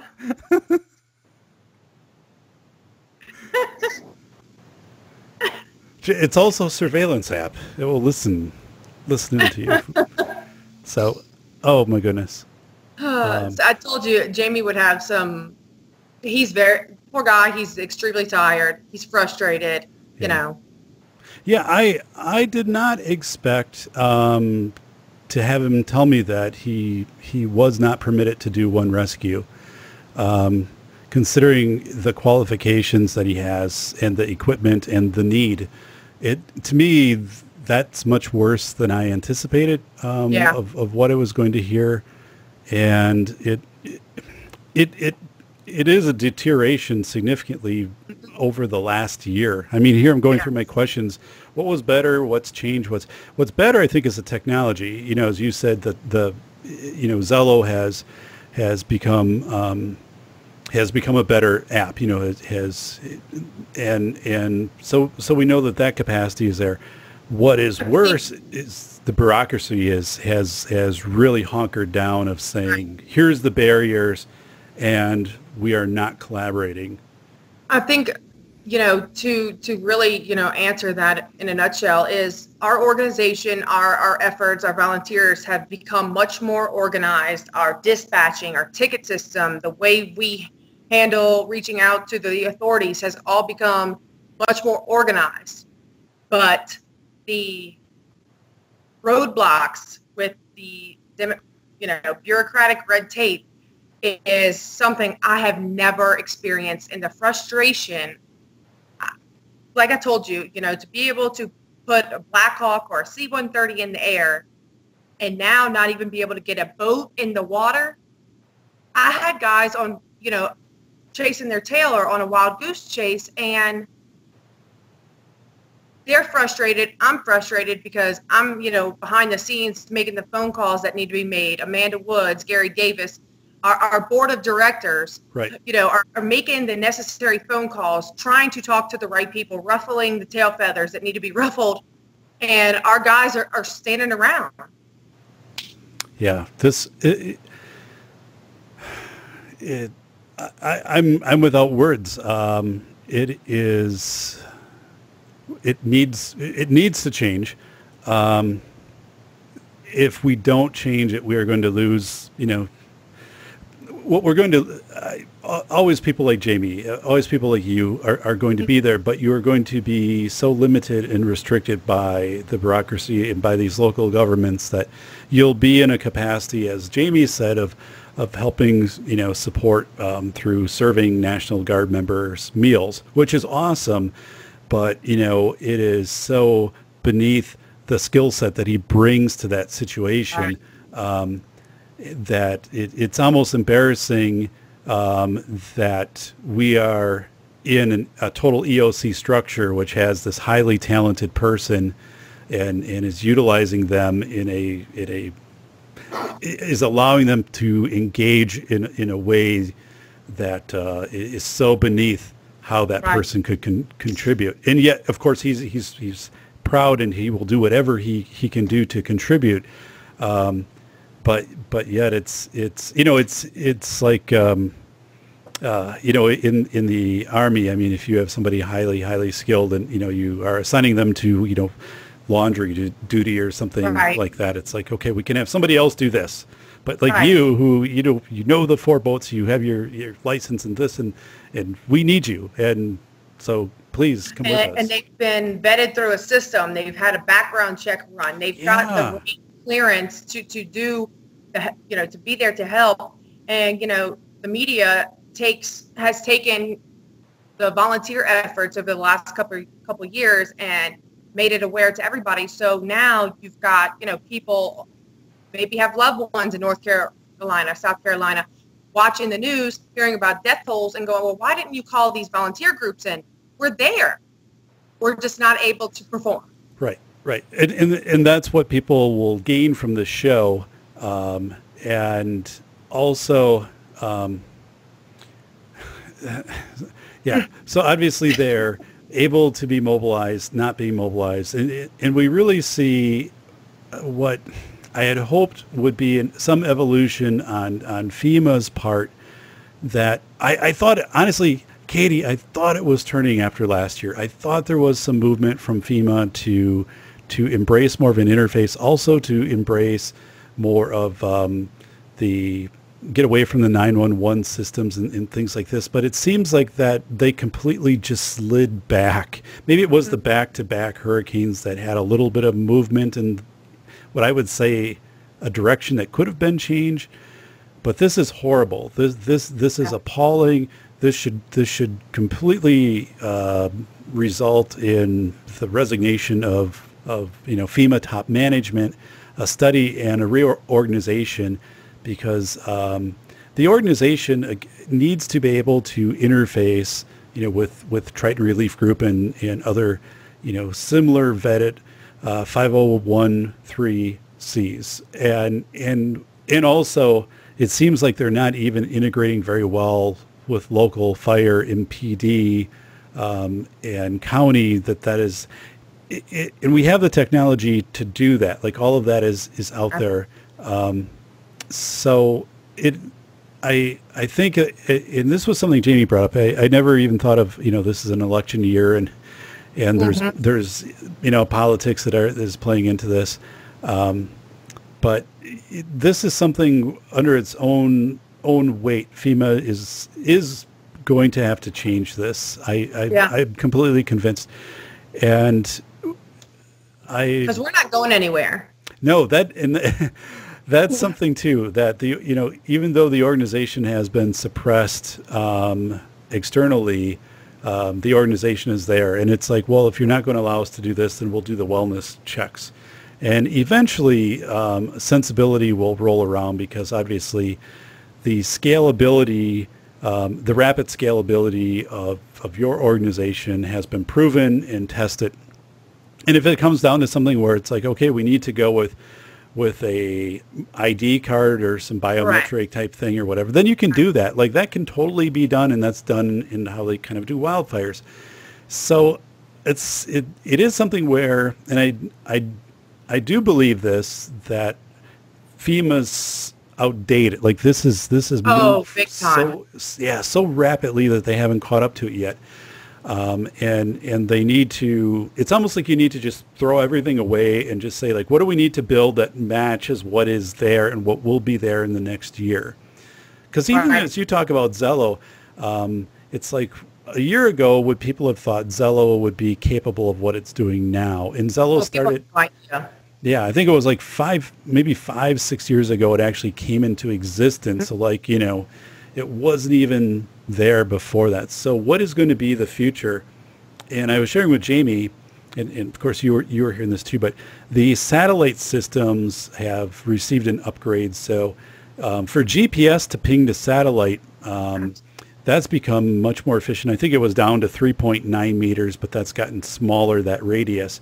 And that's gotten much more robust. Plus cell phone, like we had some cell phone cut in and out, but those systems are also becoming rapidly much more robust, where they're not going to be knocked out by hurricanes. And if they are, it's going to be very short term.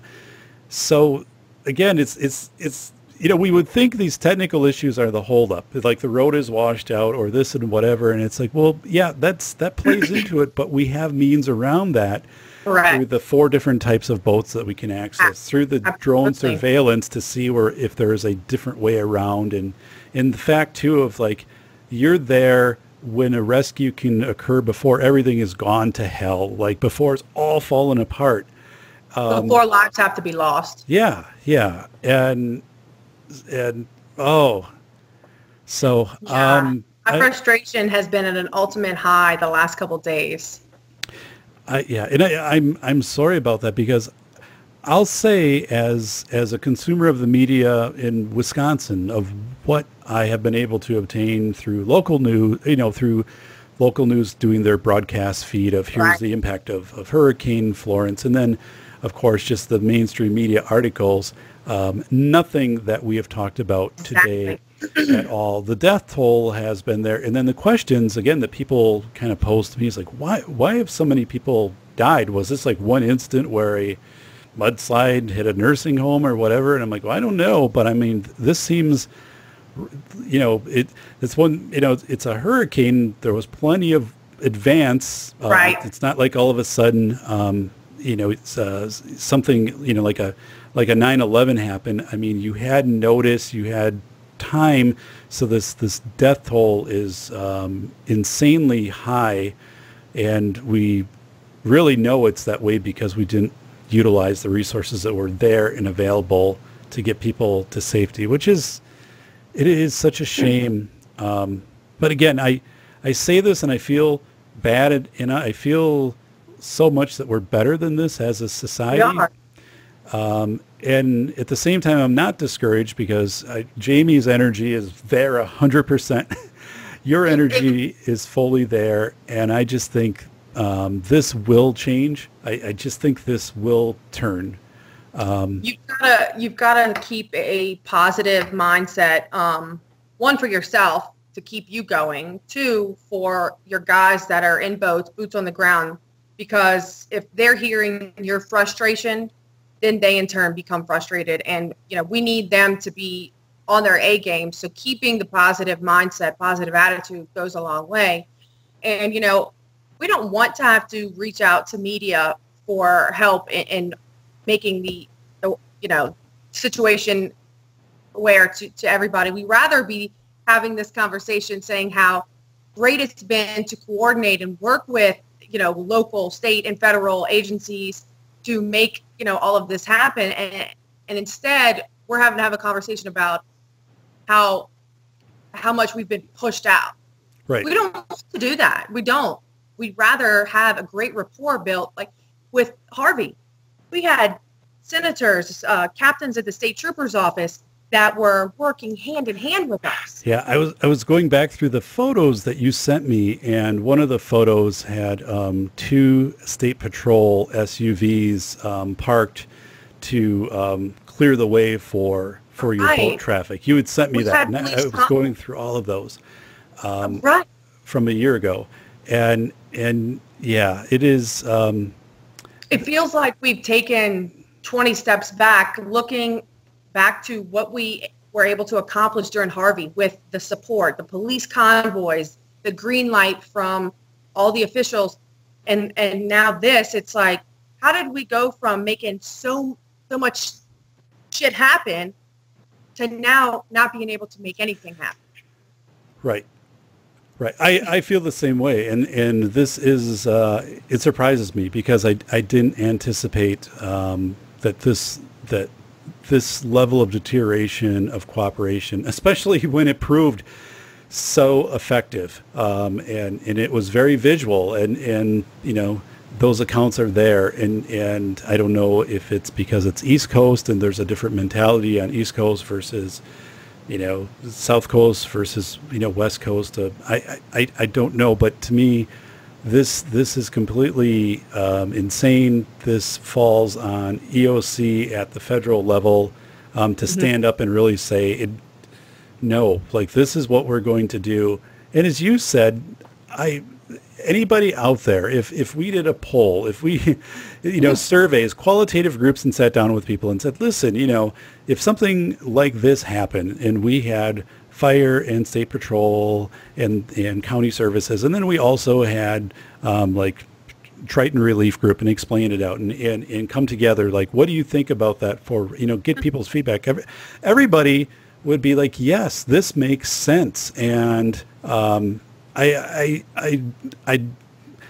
it does get territorial. It gets into liability. I think that's Right. somewhat there. And then I think it is, again, this social contract where it does prove from a FEMA perspective, if FEMA as an agency it feels that they can't handle this in scale, that it's a weakness and it's a fault and a failure, which is flawed thinking.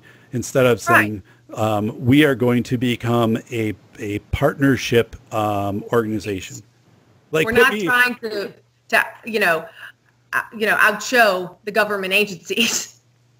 Right, and it is so ridiculous. I mean, right now, if I was called tomorrow and say, Dave, you're going to head up FEMA, I'm like, here's what we're doing.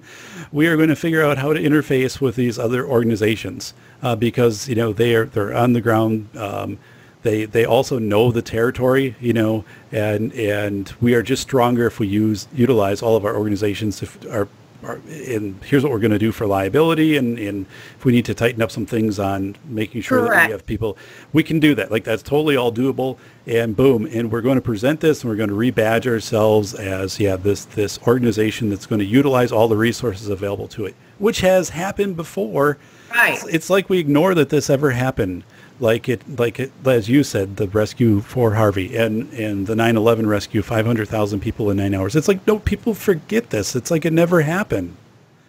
So yesterday there were 113 Red Cross shelters between North and South Carolina with about 12,000 people in them, and 24 independent shelters with about 5,000 people in them. You can't tell me that Red Cross has the resources to provide for all of these people.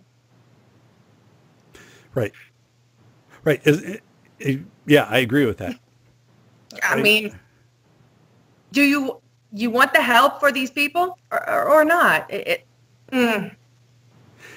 And whether it come out, as Jamie said, we 4 or 5 days without power. So I mean, getting essential resources, whether it be medications, medication deliveries.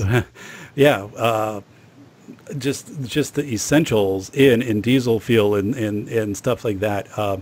So yeah, it is absolutely ridiculous. And the fact that this has become, again, so territorial and so political, but again, the organization does exist because of the 10th Amendment allowing it to exist. And we just need to become better and more educated. I'm going to work with a person. His name is TJ Martinell. He works with the 10th Amendment Center. And I'm going to do a follow-up after this show with TJ and probably do a podcast. And maybe TJ can do just a piece in general that he gets out through the 10th Amendment Center of saying, listen, we have, such a strength here that if we do this again and again, I mean, Jamie has a lot of resolve, and you have a lot of resolve. But eventually, if people get to the point where they're showing up and EOC is saying, put the boat in and we'll fine you, suddenly that becomes, it's like, well, I also have to look out for my own livelihood and other things. And if this is the way that you're going to treat me, it's going to be very hard to function in that type of environment. And that we can't have happen. I don't want that for myself. I don't want that for my family, my kids. I have, young kids. I don't want them to grow up where they have, if anything happens, all of a sudden something that could have been Triton Relief Group when they're adults was banned 5 years ago by a FEMA act of, whatever. Why? It makes no sense. It's very frustrating. So, yes. Well, Katie, as we wrap up, one more time on Triton Relief Group, where people can find you online. You can find us at tritonrelief.org. If you are on Facebook, you can find us under Triton Relief, Twitter, Instagram, all of that. And Gary Davis is our president of organization, very, very dear friend. You actually spoke with him last year. I remember from last year, yes. Our rescue of baby Waylon. Yes. So, we're all over social media. people don't realize the power of social media, and that is the key when it comes to flood relief. And as Jamie had said, dollars that are donated are going toward diesel fuel, toward materials needed for rescue, toward meals. I'm working on that right now, actually. I've got some guys that are in the Burgaw area that need diesel and 93 for their airboats. Okay. So that is where the money is going. And then if someone is listens and they're like, oh my goodness, like I'm proximal and I also have like warehouse space or something else, they can at least put it out there and say, is this something that could be a benefit, or, just let me know if it is. And if anybody has any questions, they can feel free to email me at kpechon@tritonrelief.org as well, and I'll be more than happy to answer any questions or direct them in the right path. So most people will hear this show over the airwaves, and I encourage people to also find the video version, because Katie has shared a number of photos with me from Hurricane Florence, and they're all, while the photos do show the devastation, it is there are no photos that show anything that would be gruesome or unsettling. But I think it does give you the depth when you see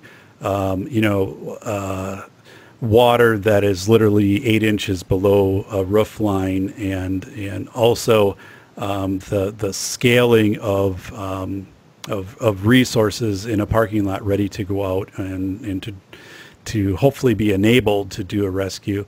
But the things that you're not seeing on TV, I mean, there's a reason, of course, why every image you see is scrubbed, or else you get a little bit of drone footage from one, drone that is so far up above and giving, one angle of whatever.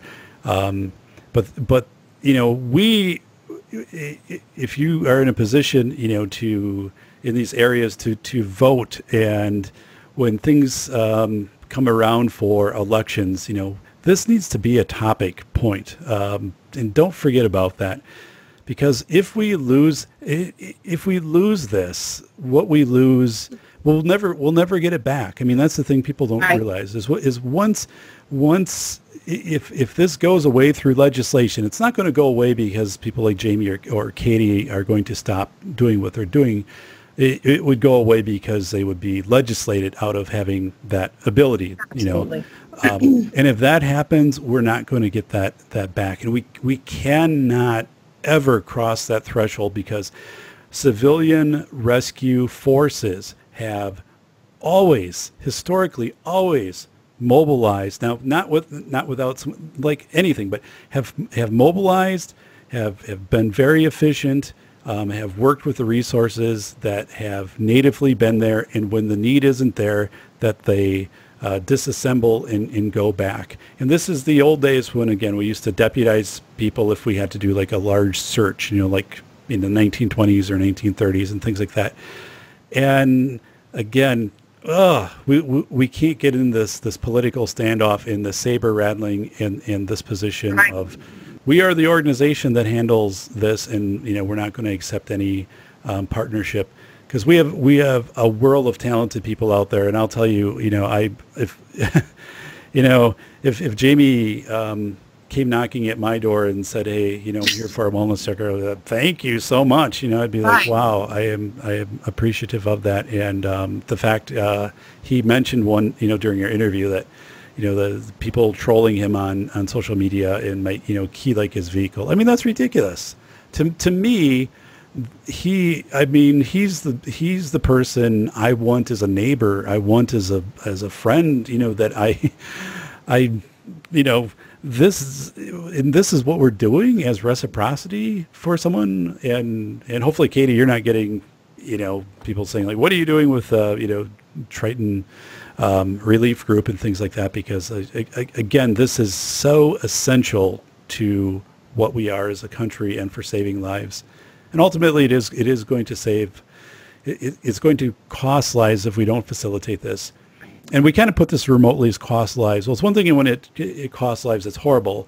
it's one thing also if it's your brother or sister, and these people telling the stories of if only somebody would have been there. And it's like, well, they could have been there, but they were not allowed to be there because of X, Y, Z in bureaucracy. Completely unacceptable. So, Katie, thank you so much for your time this evening and just everything you've done with Triton Relief Group. We did learn a lot, and I think coming out of here with some positives, the technology in Zello, really a lot of credit for progressing the technology to enable these rescues. And as you said, just overall with your complete network, understanding your resources and being able to coordinate, that is improved significantly. So I think, that's the piece. If we talk to people, like they'd say, technology is not there yet and whatever. It's like, no. Technology is pretty much there. This other stuff isn't there. It kind of was, and then it slipped back, and I don't know why. But like, if we don't get this under control, like it doesn't matter what kind of technology we're going to have. So we've got a lot of potential here. We got to stop stepping on our own feet, and that has to start at the EOC level, right up above it at the top level. So, thank you so much for your time tonight, and I will be in contact. Send any more, photos. I'd be glad to incorporate those into the video. Absolutely. I'll work, quickly to get some edits and to get this out to people. Again, everybody listening, check out Triton Relief Group. It is a 501(c). You can make a donation, and those dollars are going for things like, diesel fuel, for example. Very much needed. And folks, this is something we need to do. We've done a lot of important shows, but I'm saying this is so fundamental, and this is decision time of what we need to do as a country, because if we do not support organizations like Triton Relief Group, we are going to be in a world of hurt come a future massive sentinel disaster, whether that be a hurricane, whether it be a fire, whether it be some volcanic eruption, a terrorist attack, whatever it would be. We can't do that. We're better than that. So let's be better than that. Katie, thank you so much on behalf of the Safety Doc Podcast for returning for another show. Thank you so much for having me. I truly appreciate everything from last year and again this year. Yeah, we went through, we saw the police showed up. Thank you, Katie. They didn't know what to do. Have a great evening. National Guard came in, dropped off. All right, take care. I'll talk to you soon. They didn't know what was going on. They gave us a shelter point 2.5 miles up the street at St. Andrews University in Laurinburg. So I found out one lady's had a school bus key. We jacked the school bus and took them up there. I was in Laurinburg, North Carolina. This has been the Safety Doc Podcast with author, radio show host, and leading safety expert, Dr. David Perrodin. Remember to check back each week for the latest, best, and most bizarre practices in safety preparation and crisis response. You can find Dr. Perrodin on Twitter @SafetyPhD. And remember, the truth will keep you safe.